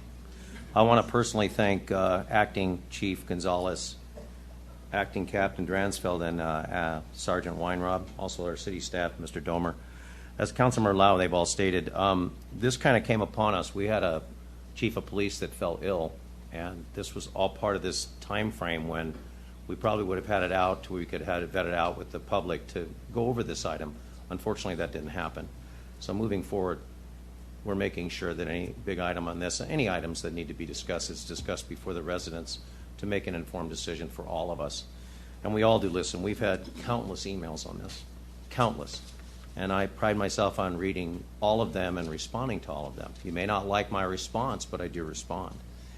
And I honestly think right now the most important thing is to, and I understand the CCW people's point of view, but I also understand the residents. I also understand the families with kids. A lot of stuff's going on in this country right now, and it's not good. So I think the most important thing right now is to be safe, cautious, protect our children, protect our residents, and also protect our employees. And I think that's the most important thing. Cost, yes, it might be a little egregious. They did already drop it down to a much better level, but at the end of the day, we're not including the psychological exam. My personal opinion is I don't think that the chief of police should be doing psychological exams because that's not their forte. They've got plenty of other things to do. And $150 is a cheap price to pay for at least to vet it out properly. So the person that is getting that CCW is quantified and bona fide to be able to have that. Not to say that it's not going to go wrong. There's always instances where it does go wrong. But being that said, I would like to make an alternate motion. We have a motion on this right now for an alternate motion to include the $150 and the $786 fee. Council, what can we do? There's no motion. This is just a recommendation. So, Mr. Mayor, Council, if you approve the fee resolution, it'll amend the previous one. Right. It'll reduce the $150 administrative fee down to $100. It will add the $10 change in amendment one. Understanding that, yeah. I want what the new resolution is, or the new change, is to add the $150 onto that for the psychological exam because it was removed. So, well, and again, that's not a fee to the city. I understand That's a that. fee to a third party. I So If you just pass the resolution, then the psychological can stay. We would need direction to remove the psychological, because that's part of the policy right now, is to require a psychological exam, which goes to a third party. So if you just pass the resolution, the psychological exam is still a requirement to go through the CCW permit process. But that's not part of the $786 right now. No, that was mentioned in there but then there's the alternative that you saw, which was the 936, if my math is right. That's with the, that's yeah. That's So- the one I'm, yes. So let me try to see if I can clarify. Are you asking in an alternate resolution that everybody be required to have a psychological exam? Or are you, because right now the way I'm understanding it is that this new resolution in the 786 doesn't have it. unless it is And then unless the it is police chief is the only one that's going to do that, is going to recommend a psychological exam at $150. And I want to make sure that I'm not misunderstanding. It is not just on the police chief to say that a psychological exam is needed. It is based on the objective evidence produced through the background check by my CCW. So looking at the objective information obtained through the background check, there's going to be items in there, and like Acting Chief Gonzalez said, he's not going to give away what those potential red flags might be as a cheat sheet, but if those exist, then the chief would say, you need to go get a psychological exam, which would not be conducted by the chief, but would be conducted by the partner, the counseling team. So it would be done by a psychologist, not by the chief. But the Mr. chief Mayor? has the ultimate decision on that. So if we have everyone doing a psychological test as part of the $936, the chief does not have a say on that. That's correct. It is Correct. already part of our CCW application, and Okay. that's what I'm asking for. Okay. So let me clarify. The resolution changes the fees that the city receives, because our fee resolution only covers the fees that we charge, not the outside vendors' I fees. understand that. So if you approve the resolution and direct us to continue with our existing policy, that would mean everybody has the psych exam. If you approve the resolution and direct us to only have psych exams at the discretion of the police chief based upon the objective evidence, that's a different, but either way, the resolution reduces the fees. But on But it does not page- control the psych exam issue. I'm sorry, on page 133, it says reevaluation of permit fees, reduction of city administrative fee from $150 to $100, elimination of the $20 CCW permit, and change the requirement of psychological testing and payment of $150. Firearm safety training vendors offering reduced rate of $175. Yeah, that's in the staff report, but Okay. the actual resolution provided to you does not address Does not address the that issue. psychological. That's all I'm part. saying. Yeah. So- The recommendation was that you could choose one of those. Yeah, and again, the resolution is only because those are the fees we control. We do not control the other fees. I understand all that. What I'm saying is I want to have in the CCW a psychological exam is required, period. So the appropriate motion would be moved to approve the resolution, and if you want us to read the title, and to keep the existing requirement for a psych exam. Exactly. So I need to, yes. So then I'm confused, and I'm not trying to be a pain in the ass, but I probably am going No, to be right now. Please, we want to make sure we're voting on the right thing. Because the way I'm reading the staff report then says one thing, and the resolution says Well, something and else. That's what And so Mrs. Crosby was saying. That's the concern I have, because the way that the staff report indicates as if the resolution was going to remove the need for a psych exam across the board and only allow psych exams at a discretionary level. So if you look at the resolution, then if the only thing that the resolution itself changes is our fees, then it contradicts. Well, I think the staff report was to provide options and information for all of those items. The resolution is just for our fees because that's the only thing we control. And the staff report was written so that the council would understand what the cost could be if the psychological was taken out. And then in the staff report, or in the staff presentation, you also saw the costs if it were to stay in and be modified from the original 1,081, which was the higher admin fee, the card fee, and all that. So. I'm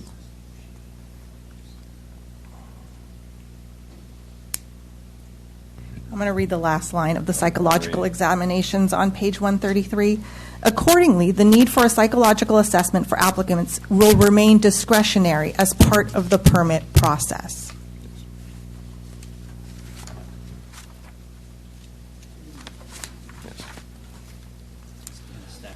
Yes. No, and that is how it reads, with the understanding that this was a fluid issue and the council, based on public comment and comment up to the time that this meeting was in session, could receive additional public input, make different decisions, but you would come here at this hearing, get additional information. And again, so that was the direction we were going based on the information and the public comment, but knowing that this meeting would ultimately be the decision factor of the council providing direction to either stay with the psychological or get rid of the psychological exam, and then that's the fee that would be charged, and that was the recommendation kind of in the body of the staff report, but based on ultimately coming here and having the public comment. Okay, and I can be okay with that to some extent, but then that raises back to the question of then what is the appropriate motion? If the mayor is seeking to move forward a motion that amends the resolution, then it wouldn't be a motion to approve resolution number, whatever number it is. You wouldn't need to amend the resolution unless you wanted to get rid of the admin fee all the way instead of reducing it from 150 to 100. The direction would be to adopt the resolution, which again, it reduces the admin fee from 150 to 100. It reduces the card replacement fee. It doesn't address the card replacement fee, and it corrects the renewal fee. But there would need to be separate direction regardless about the psychological. So do we make it not discretionary, but subject to the objective standards found through the background check, and then the chief of police could say, yes, this applicant needs a psychological test, or is it blanket? As part of the CCW process, it is required for all applicants. Okay, so if we take it in pieces then, if we're okay with the reduction of the administrative fee and the card replacement fee and correcting the renewal fee, we can deal with that right now and just vote. We can do the resolution now. Yeah, and then you could decide on how you want to do the psychological. So that would probably be easier to do it piecemeal like that. We went through this. Okay. We good? Yes. So we're going to stick with the resolution, and then we're going to discuss afterwards. Correct. On the fee or not the fee. Correct. Or psychological test. Well, on the psychological examination requirement. We'll need a motion for that, though, to put that in. Is that correct? The initial one had it in there. Now we removed it on the new resolution. No, again, remember the initial was also just a fee resolution. The policy put forward by the police department was to have the psychological. I'm following you. Okay. So, with that, we need a motion for this resolution. Do I have a motion? I'm sorry. To make it crystal unclear,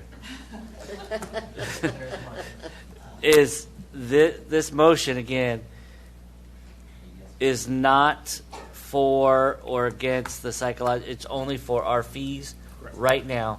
And then we will do a separate motion Discussion on and direction. psychological. Okay. Correct. Yes. Motion to approve. Motion. I'll second. All those vote, please. Please. That was approved 4-0. Thank you. Now, I would like to make a motion. I would like to direct staff that the psychological $150 fee be permanent or to be, oh my gosh, do the $150 fee for the psychological test of being part of it. Yeah. I think what you're trying to say is, and correct me if I'm wrong, I think you're trying to say that you want to direct staff to change the policy, or I guess maintain the policy, because which requires a psychological exam for all every applicants. applicant. Correct. Yes, thank you. I've got to have them turning around. Oh, you're still going. That's clear? So we need to vote on that. Is that correct? Or we have discussion? I'll second it. There you go. Okay. All vote, please. Vote.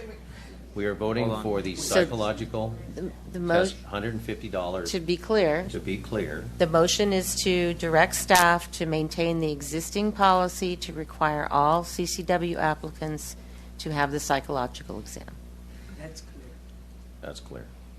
So before we vote, I just want to make sure that we have the discussion before the vote, because you've got your motion, you've got your second, so it's a live Let's vote. open up for It's a live discussion. motion. Okay.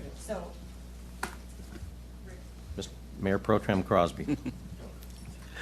As stated earlier tonight, I believe that through the process of our background checks, then our police department then can objectively view those who need the psychological test and those who do not require that, which would be a majority of the people. And I believe that people that come and get CCWs are our honest residents, and our residents in Laverne that I believe that we can objectively choose for the psychological tests, and those that don't have to be burdensome with that extra cost to our city and to the resident, because it's a double cost. It's not just a cost $150 to the resident. It's also a cost to our city as well, where the people just around us don't have that burden, and they're still in our cities and coming to our town. And I believe in our Laverne PD and our residents to be treated as others are treated in LA County or San Bernardino County that's right next to us, or Riverside County that's only a stone throw away from us as well. So my vote will be for that. Thank you, Mayor Pro Tem Crosby. Councilmember Lau. I think, I've made my points about this, and I've taken into consideration the concerns, and I think that based on what I was able to elicit from our chief and from our discussions, is that I think the background check that my CCW is going to conduct will be thorough enough to indicate who will or won't need a psychological exam. And so I think that's where I have to look at this too, in terms of when we're doing this, balancing act of what of what the needs are of the community and of the individuals. Thank you, Councilmember Lau. Councilmember Cash. Thank you, Mayor. I share with same sentiments. I just want to get this process up and moving so people could exercise their right if you want to carry a weapon. This is the standard. This is something that I will never change from from the standards that we are. So anyhow, good luck and stay strong. Thank you, Councilmember Cash. We are Laverne. We are not Glendora. We're not Los Angeles County. We're not San Bernardino County.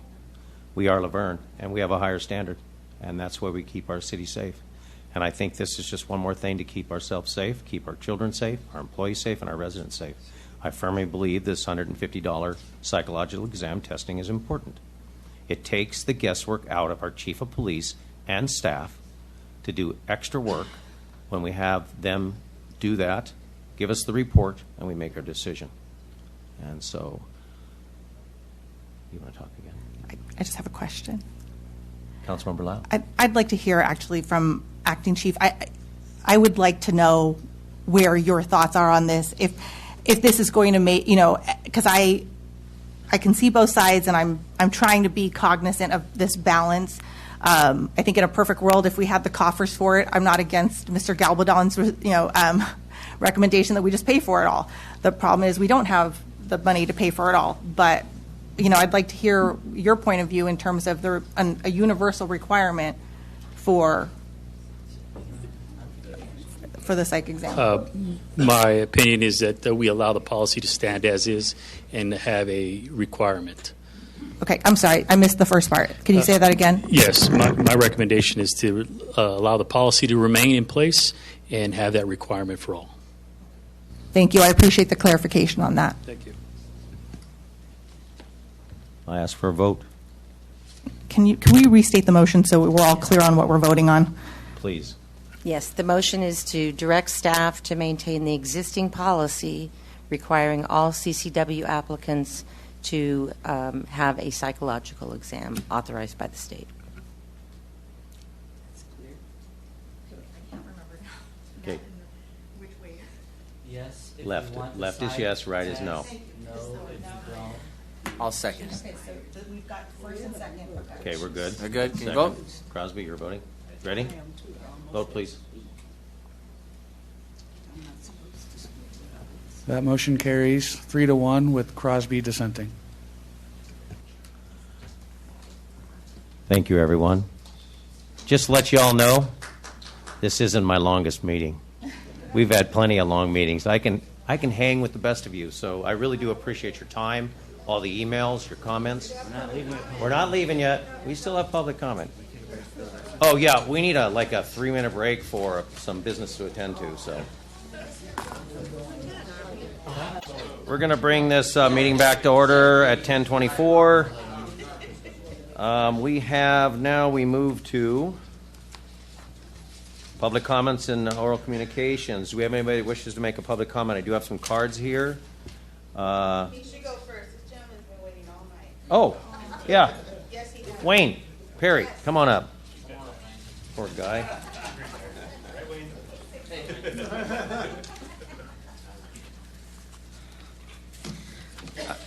Thank you for the opportunity to say something here. Wayne Perry, 4744 Esperanza in Laverne. First of all, I want to say I feel a little bit silly about bringing these things up now that we've gone through all this heavy stuff, but I'm going to have my say anyway because I spent too much time thinking about this. So, Mr. Mayor, council, and staff, was going to title my comments tonight as "A View from the Other Side of the Room," mostly a gentle criticism. Excuse me. First of all, I had 3 points that I want to talk about, but I've since amended those to 4, and I'll explain that in a second.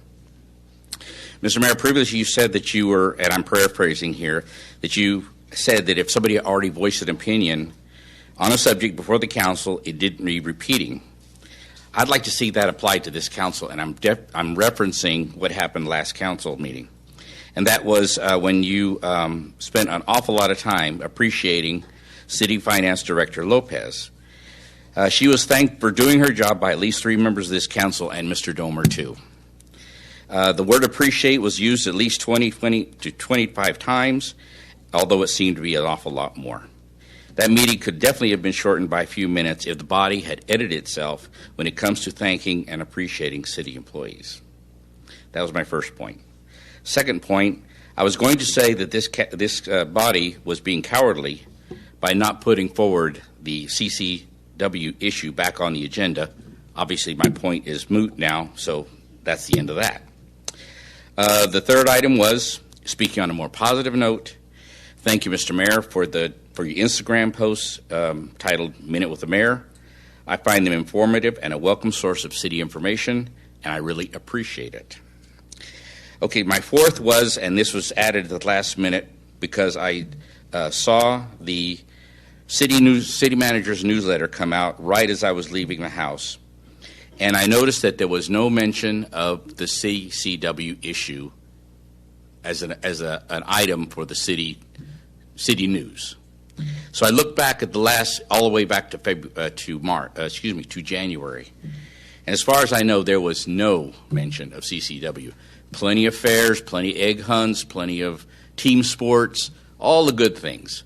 But an item that I think was important, and that's why I'm here, was a CCW item, and there was no mention of it. So I'm wondering, Mr. Domer, if you had some kind of prejudice against this issue, because it never showed up. I assume you were the editor of it. City staff may write most of it, but I think you would probably should have the editing part as part of your duties. So I just wanted to know if there was a prejudice against that, and if we're going to include all these other items within the city newsletter, why was this left out? That's my say. Thank you very much. Thank you very much. Mr. Gabaldon.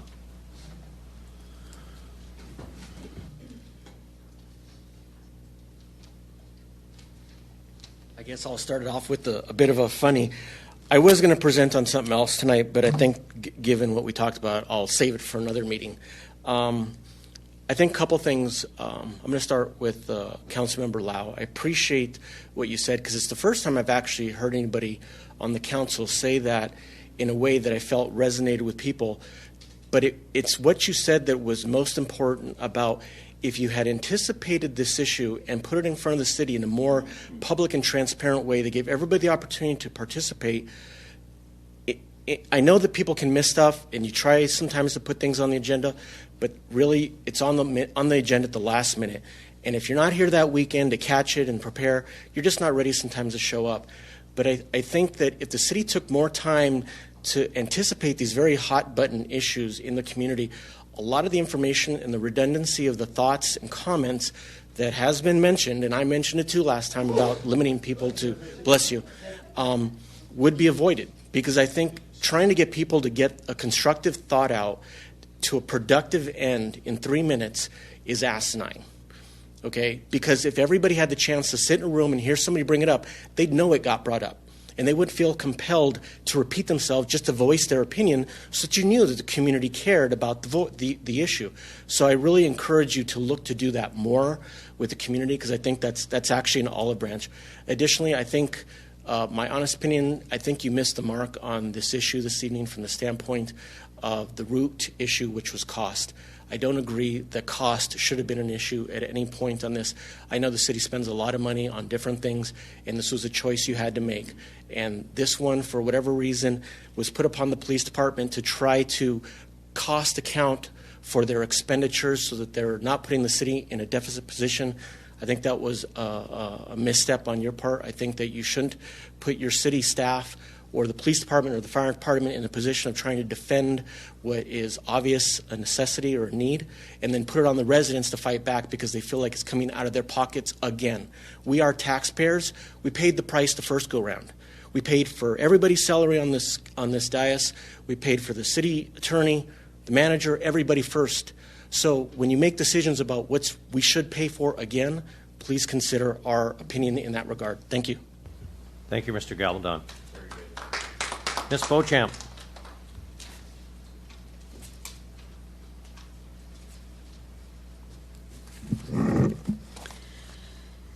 First, I want to take a moment to thank Public Works. They came and finally, after 7 years, came to trim the city tree on my property.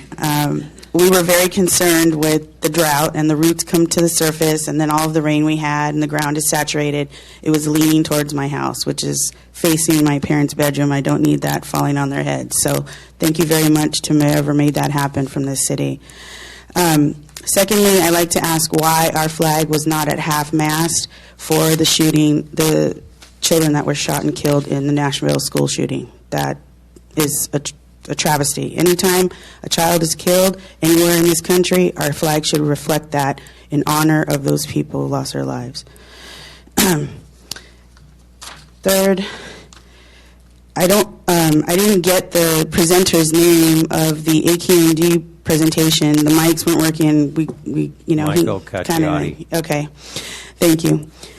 He made a comment that said the federal government is not doing their job. So why should the burden be placed on the small city of Laverne? We are not a major manufacturing city that outputs massive amounts of smog from factories. And it's like the old days when you used to go to a restaurant, they would ask you, do you want smoking or non-smoking section? How does the smoke know to stay in that area? So Laverne's going to spend $1.2 billion to accommodate AQMD in the state of California, and the smog is going to come from La Puente, Azusa, and all these other areas that have major manufacturing, and all of that smog will come and back up against the foothills here. Why is the city being forced to accommodate that? I think it just goes to show that the city continues to acquiesce the state and our very closely dictator-like governor. We need to stop thinking about spending the money on types of projects that are only going to contribute to future problems. We're talking about going to electric. It has been determined by experts that our grid cannot sustain full electricity. We will force brownouts and blackouts. You're talking about switching over public work trucks. Well, then they're not going to be able to go take trees out of the way when they knock down because they can't be charged because there's no electricity for it. Talking about $17,000 per charging station downtown. I mean, these are things that are so far out of the realm of the state of California's capacity. I don't think you guys have really stopped to think about, is it really that important? We need to wait to see what happens with our grid, if the infrastructure can sustain it, and if there's going to be any upgrades to it. I recently saw a movie, a documentary. It takes 18 months to build one transformer, and they're not built in the United States. So the increase of capacity is not anytime soon. Sadly, this gives me no pleasure to reprimand the council, but it just seems that it's become the norm. Councilmember Lau said, we're learning as we go along. The Second Amendment is nothing to be joked about, as Councilmember Cash went down that road. This is talking about people's lives from a financial standpoint and from a potential for being shot and killed. This isn't something that you can just figure out as you go along. This is something that needs to be looked at and handled more properly. We went to district voting because we were so worried about a lawsuit, and previous city attorney confirmed with me that there was no letter of demand for the lawsuit, but the city decided to go that route anyway. Yet you are so quick to pass this 2A fee structure and most certainly bring on a lawsuit. I don't understand the mentality behind this.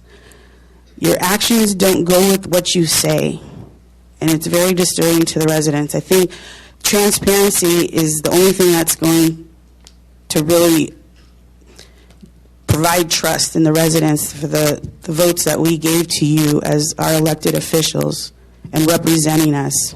Because at the end of the day, if we can't trust you, then what do we have? Thank you. Thank you, Ms. Beauchamp. Anyone else like to speak? Public comment? Ms. Gavaldon. Just a couple quick things to follow up. Actually, to build on what she just said, there was a lot of fear mongering tonight. The Air Board, the California Water Resources Water Board, whom I have to deal with all the time, they have a tendency to do that a lot. Be very, very careful with what he's saying. There's a lot of money behind that. And also, and being a seismic engineer, first and foremost, one earthquake is the great equalizer. None of this electric stuff's going to work. So to think that our cities who are our first responders, that we're going to need all of the equipment all the time, and we're going to need gas in order to run them because there's going to be no power for, it could be 3 months, because we don't know. Nobody really knows what the actual facts. Edison does not have their act together. If you guys think Edison has their act together, you are solely misinformed. So that is something very, very crucial to think about. On the CCW, very, very sad tonight. That's all I can say, because the absolute mistrust and the fear-mongering that's going on in this country is staggering. And like I said many times, coming from a family who was part of a night of glass where they would walk around and they broke all the windows. It's horrible. And that's kind of what you're doing here. You're actually labeling people automatically. And that's, I don't know, it's just terrible. And if you don't know what night of glass is, you should look it up. It happened in Germany. It was step one.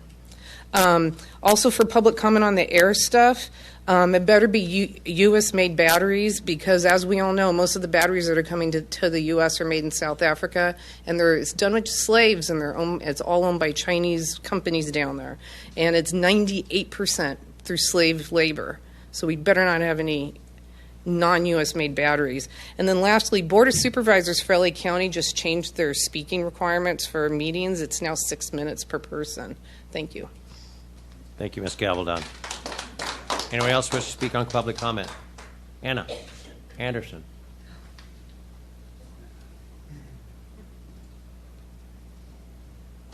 I'm tired. Anna Anderson, Sloan Drive. Well, this was an interesting meeting. Kind of a waste of time, really, because now we're ending up with a potential lawsuit. Is that right? Am I right? I mean, we had an attorney in here again. How many lawsuits have we been through since I've been coming here? It's quite a bit. And, you know, sometimes the insurance companies pay for it, but we still have a cost behind these lawsuits.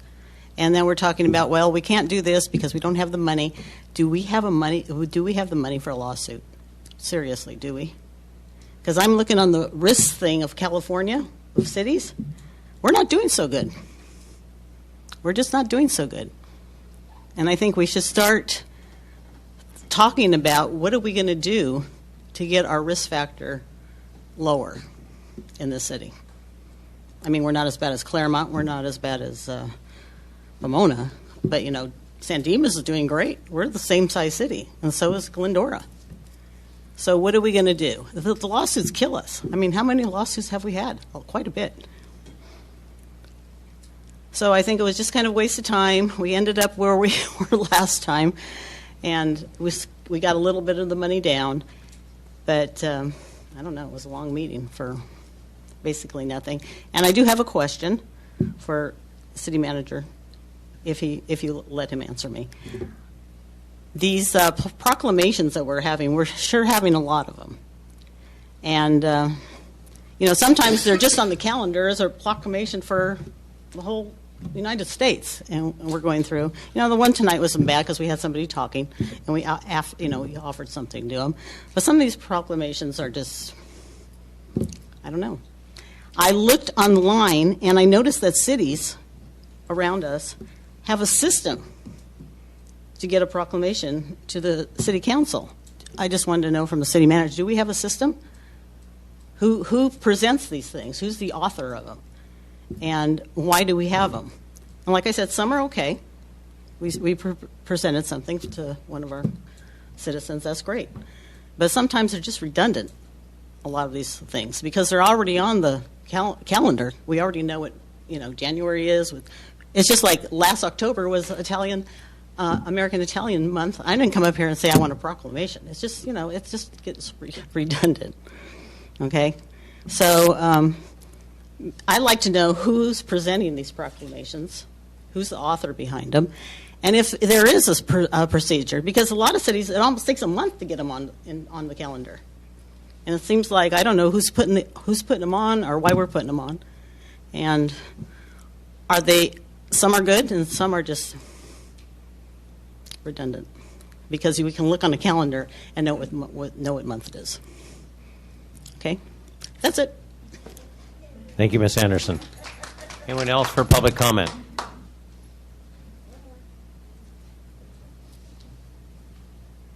Should I get my phone out again? For Thomas? I should have gotten up during that 5-minute break because I'm a little stiff. Been sitting a long time. I'm going to kind of piggyback a little bit on what Anna said, because it is, some of the proclamations are very, like, you know, predictable, and I'd like to get out of the box in a couple different ways. There's so many different things that don't ever get mentioned. Yesterday was World Autism Awareness Day. That's impacting our city a lot. We don't even really know. Births are now like 1 in 36. So statistically, there's a lot in our city that are affected by that. My own daughter is a young adult with autism, so she's been around a number of decades now. There's, in my history with my family, my parents were foster parents for 40 years. The Los Angeles Board of Supervisors had a whole proclamation process. I don't even know really much about it, but they were given a proclamation as the model foster family for the city of Los Angeles way back when I was like junior high. And so that was a big deal. There's got to be situations in our city where, let's not think outside of the box. Let's look for those situations that are not just, okay, it's January, okay, it's February, okay, it's, I mean, we even had National Puppy Day. I just kind of like to see if, if there is a process for it and how we can get something that's a little bit more inspirational, maybe a little bit more like, where do we set the mark in what our community includes, to go really in a broader direction, or maybe just a better one, a brighter one. So that's my suggestion. Thank you, Ms. Berry. Anyone else wish to speak? We have Thomas Allison on the line. I'm going to turn my...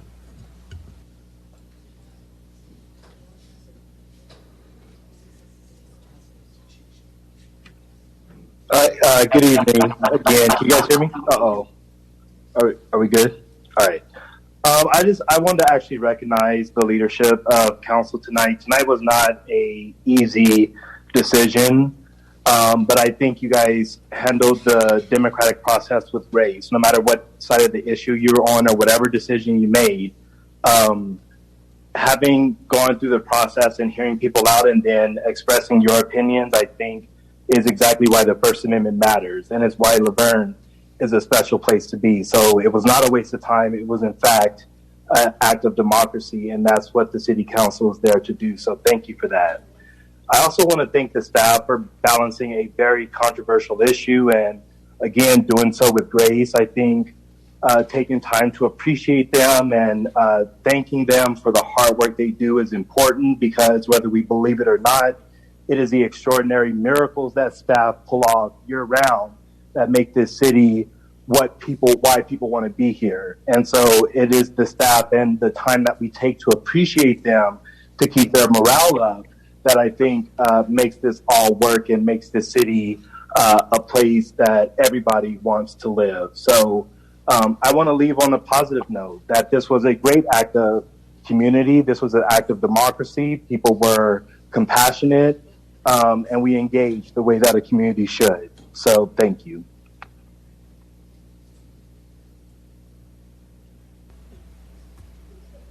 Anyone else wish to speak on public comment? We're going to close public comment and move to the dais. Council members. Council Member Crosby. Mayor Pro Tem Crosby. Thank you, Mayor. I do want to propose a proclamation that for the next session. I am on the library. I'm a library commissioner for the county, and it is Library Month. I want to honor our public library that we have here in Laverne, and want to bring that back next time, which the city manager said he would. So it's on the tentative for the 17th. I also, though, want bring Cash. You mentioned last time 2 students, brothers, from Damien for winning the national debate. I want to make sure that we bring them back soon to honor them as well. Thank you, Cash, for bringing that. I then saw it in the paper right afterwards. April is Autism Month, and I do have someone dear in my heart, my daughter, Michaela, and there's a great sports program. It's called Autism Spectrum Athletics. They take kids from everywhere around, and they do great things from ages 5 to 18 years old. and they're in baseball season right now. Yesterday was their first practice game. They hold their games in, I believe it's Covina. It's right by Charter Oak High School is where they hold their games. Great program. And then my last is Mr. Domer. We've heard a lot about our community and watering around us from the LA watering. What is our water consumption, and what do we have restrictions anymore or anything like that? And we finally want that to be said and told for our people. Yes, thank you, Mayor Pro Tem. No, on the water issues, so the state, the Metropolitan Water District, and Tri-Valleys have all kind of rescinded some of their programs and their mandates for mandatory, reductions. But everybody, including the city, is still encouraging conservation because that's how we kind of get through. This is an anomaly year with all the water that has been drenching us, 22 inches plus and all that stuff. So the city is no longer imposing any type of penalty surcharge that was allowed. So therefore you can water more than 1 day a week. But what we ask is that, and this is in the newsletter, I believe, that you, before a rain event, turn off your automatic sprinklers, wait several days after a rain event. I haven't had my sprinklers on since December or so, and the grass is looking okay. But, conservation is still key, but we are no longer doing the penalty surcharges, and everybody else has also stopped the penalties for and the restrictions on watering 1 day a week. So you can water more than 1 day a week. Okay, thank you for that. And thank everybody for, again, tonight's discussion. I think it was a very balanced, and I think there was no negativity from each other on either side, if you were. So I really do appreciate the decorum of our residents on such a hot topic. And hope everyone has a happy Easter, and see you at the Cool Cruise on Saturday. Councilmember Lau. So, again, starting off, I just want to say thank you. I know most of the people have left already, but it's a long meeting. I know you don't have to be here, but I appreciate that you are. I appreciate that you've written in, that you've called. I think that's what makes the community work, is that when we hear from you. And, as I stated before, I think all we can commit to and what we should be committing to is that we continue to improve and grow. So I appreciate the feedback and the comments and the way in which everyone conducted themselves tonight. With that, I wanted to share a little bit of a sort of personal anecdote. I grew up in West Covina. My sister teaches in West Covina. Good friends of mine teach in West Covina at my alma mater. And we had 2 suicides at West Covina High School last week. A young girl committed suicide first, and then her boyfriend then committed suicide a couple days later. And by all accounts, if you were to have met the young woman, 2 of my friends had both students as their students, involved, participated in multiple sports, good grades, none of the markers that you would have thought, right? Or that would we maybe stereotype people as being susceptible to doing something like that. And I think it's just a reminder. I talk about Tri-City mental health a lot, and I talk about the programs and the services that are available. I talk about when the next meetings are, and I encourage people to make use of that. I think that's just something that I want to remind people of, that, look at your neighbors, look at your friends, look at your families. It's not always the people who look like they might have a problem, or look like they're stressed, or look like they might be the person that would put themselves in that situation. These were 2 young people with, their whole lives ahead of them, and, snuffed out, and so I think about, what could we do as a community to look out for each other better, especially in those instances, because my heart breaks for my friends who had to teach them, for the families that lost them, for the friends that now have to have that, as a reminder in their school years of what happened. So I think just, as I always try to say, be kind to each other. I think you guys have exemplified that tonight during a very, emotional topic, and I think that we just continue to do that. We're not always going to agree, and we're not always going to see eye to eye, but I think the importance is in having the discussion and looking out for each other. So, as always, be kind. Have a great weekend. It's supposed to be absolutely beautiful, so enjoy it. Enjoy the time with your family and friends. Thank you, Councilmember Lau. Councilmember Johnson, who should have made food in your 2-hour recess, mister. For everyone. Sorry, I missed it.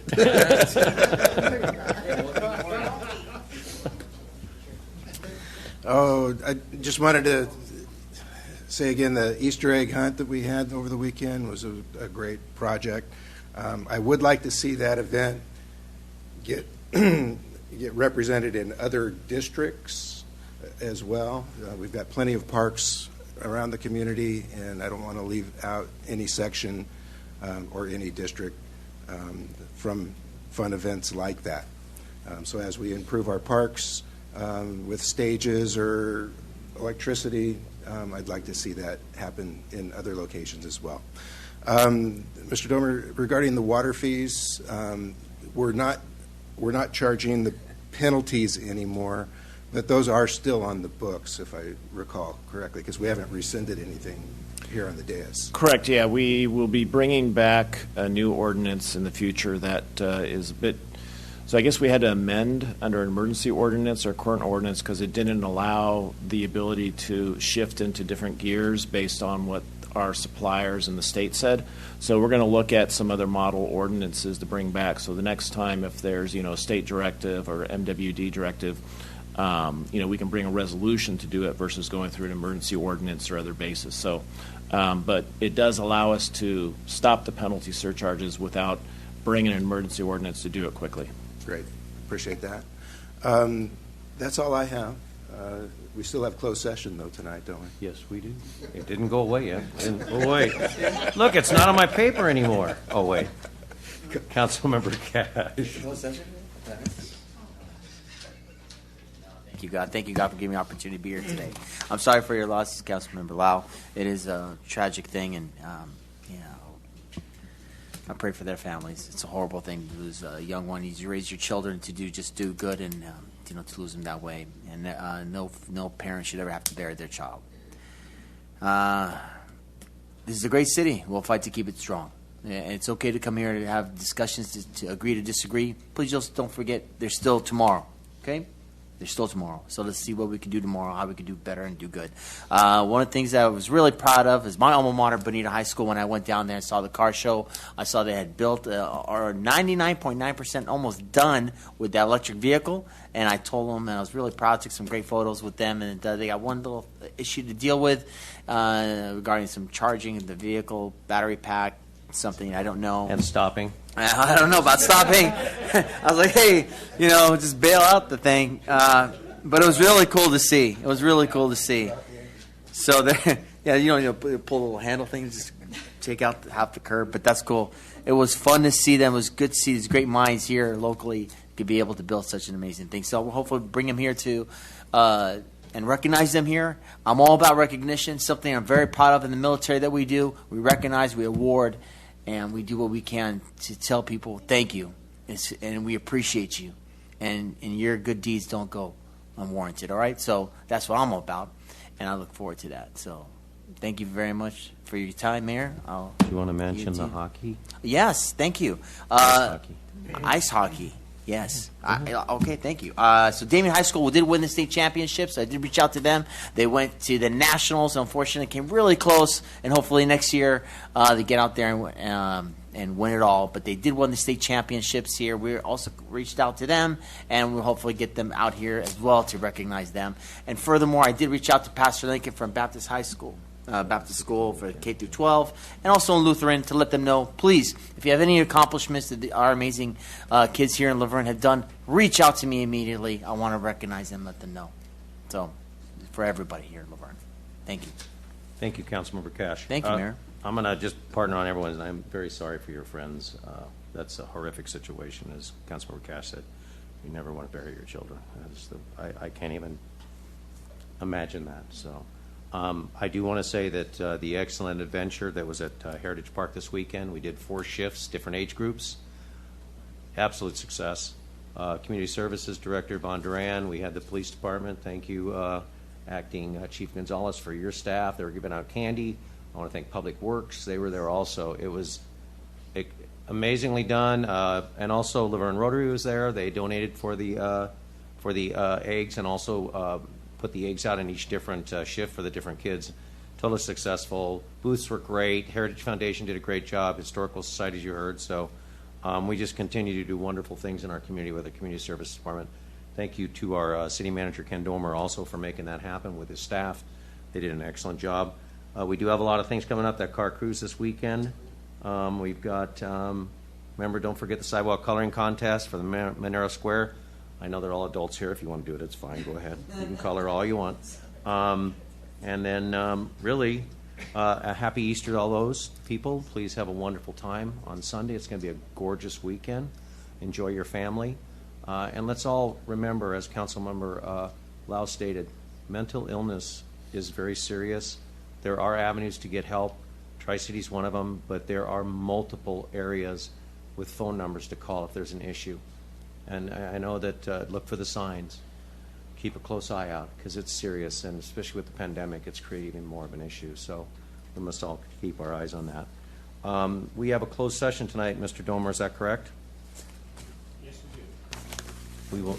You're going to read it? Sure, yeah. City Council meeting closed session pursuant to Government Code Section 54957.6 for the following: conference with labor negotiators. The negotiators are the city manager, assistant city manager, and assistant city attorney. The employee organizations are the Laverne City Employees Association, Laverne Police Officers Association, Laverne Police Middle Management Association, Laverne Firefighters Association, and all unrepresented employees.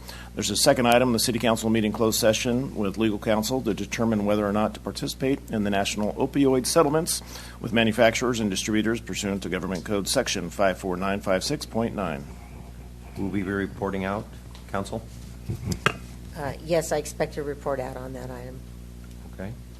Before we recess into closed session, we're going to be adjourning in memory of Army Specialist D4 veteran Michael Montalvo, who died on March 5th, 2023. Michael was drafted in the Army in 1966 and served 2 years fighting in the Vietnam War.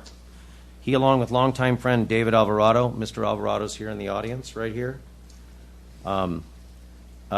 They started the Band of Brothers Post 12034 in 2008, and thank you for that, Mr. Alvarado. After his military service, he was a truck driver for many years. Later, he became a barber and worked in Claremont. People who knew him described him as modest, humble, and a friend to the veterans. He is survived by his wife, Annette Montalvo, 2 daughters, 2 sons, 7 grandchildren, and 1 great-grandchild.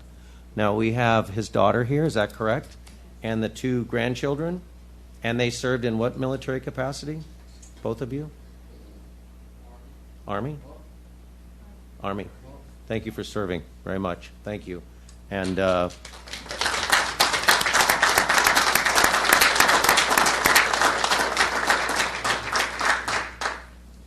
and thank you for what your father did and your grandfather did, along with Mr. Alvarado. It's a wonderful thing we have, our Band of Brothers, and we're very proud of them.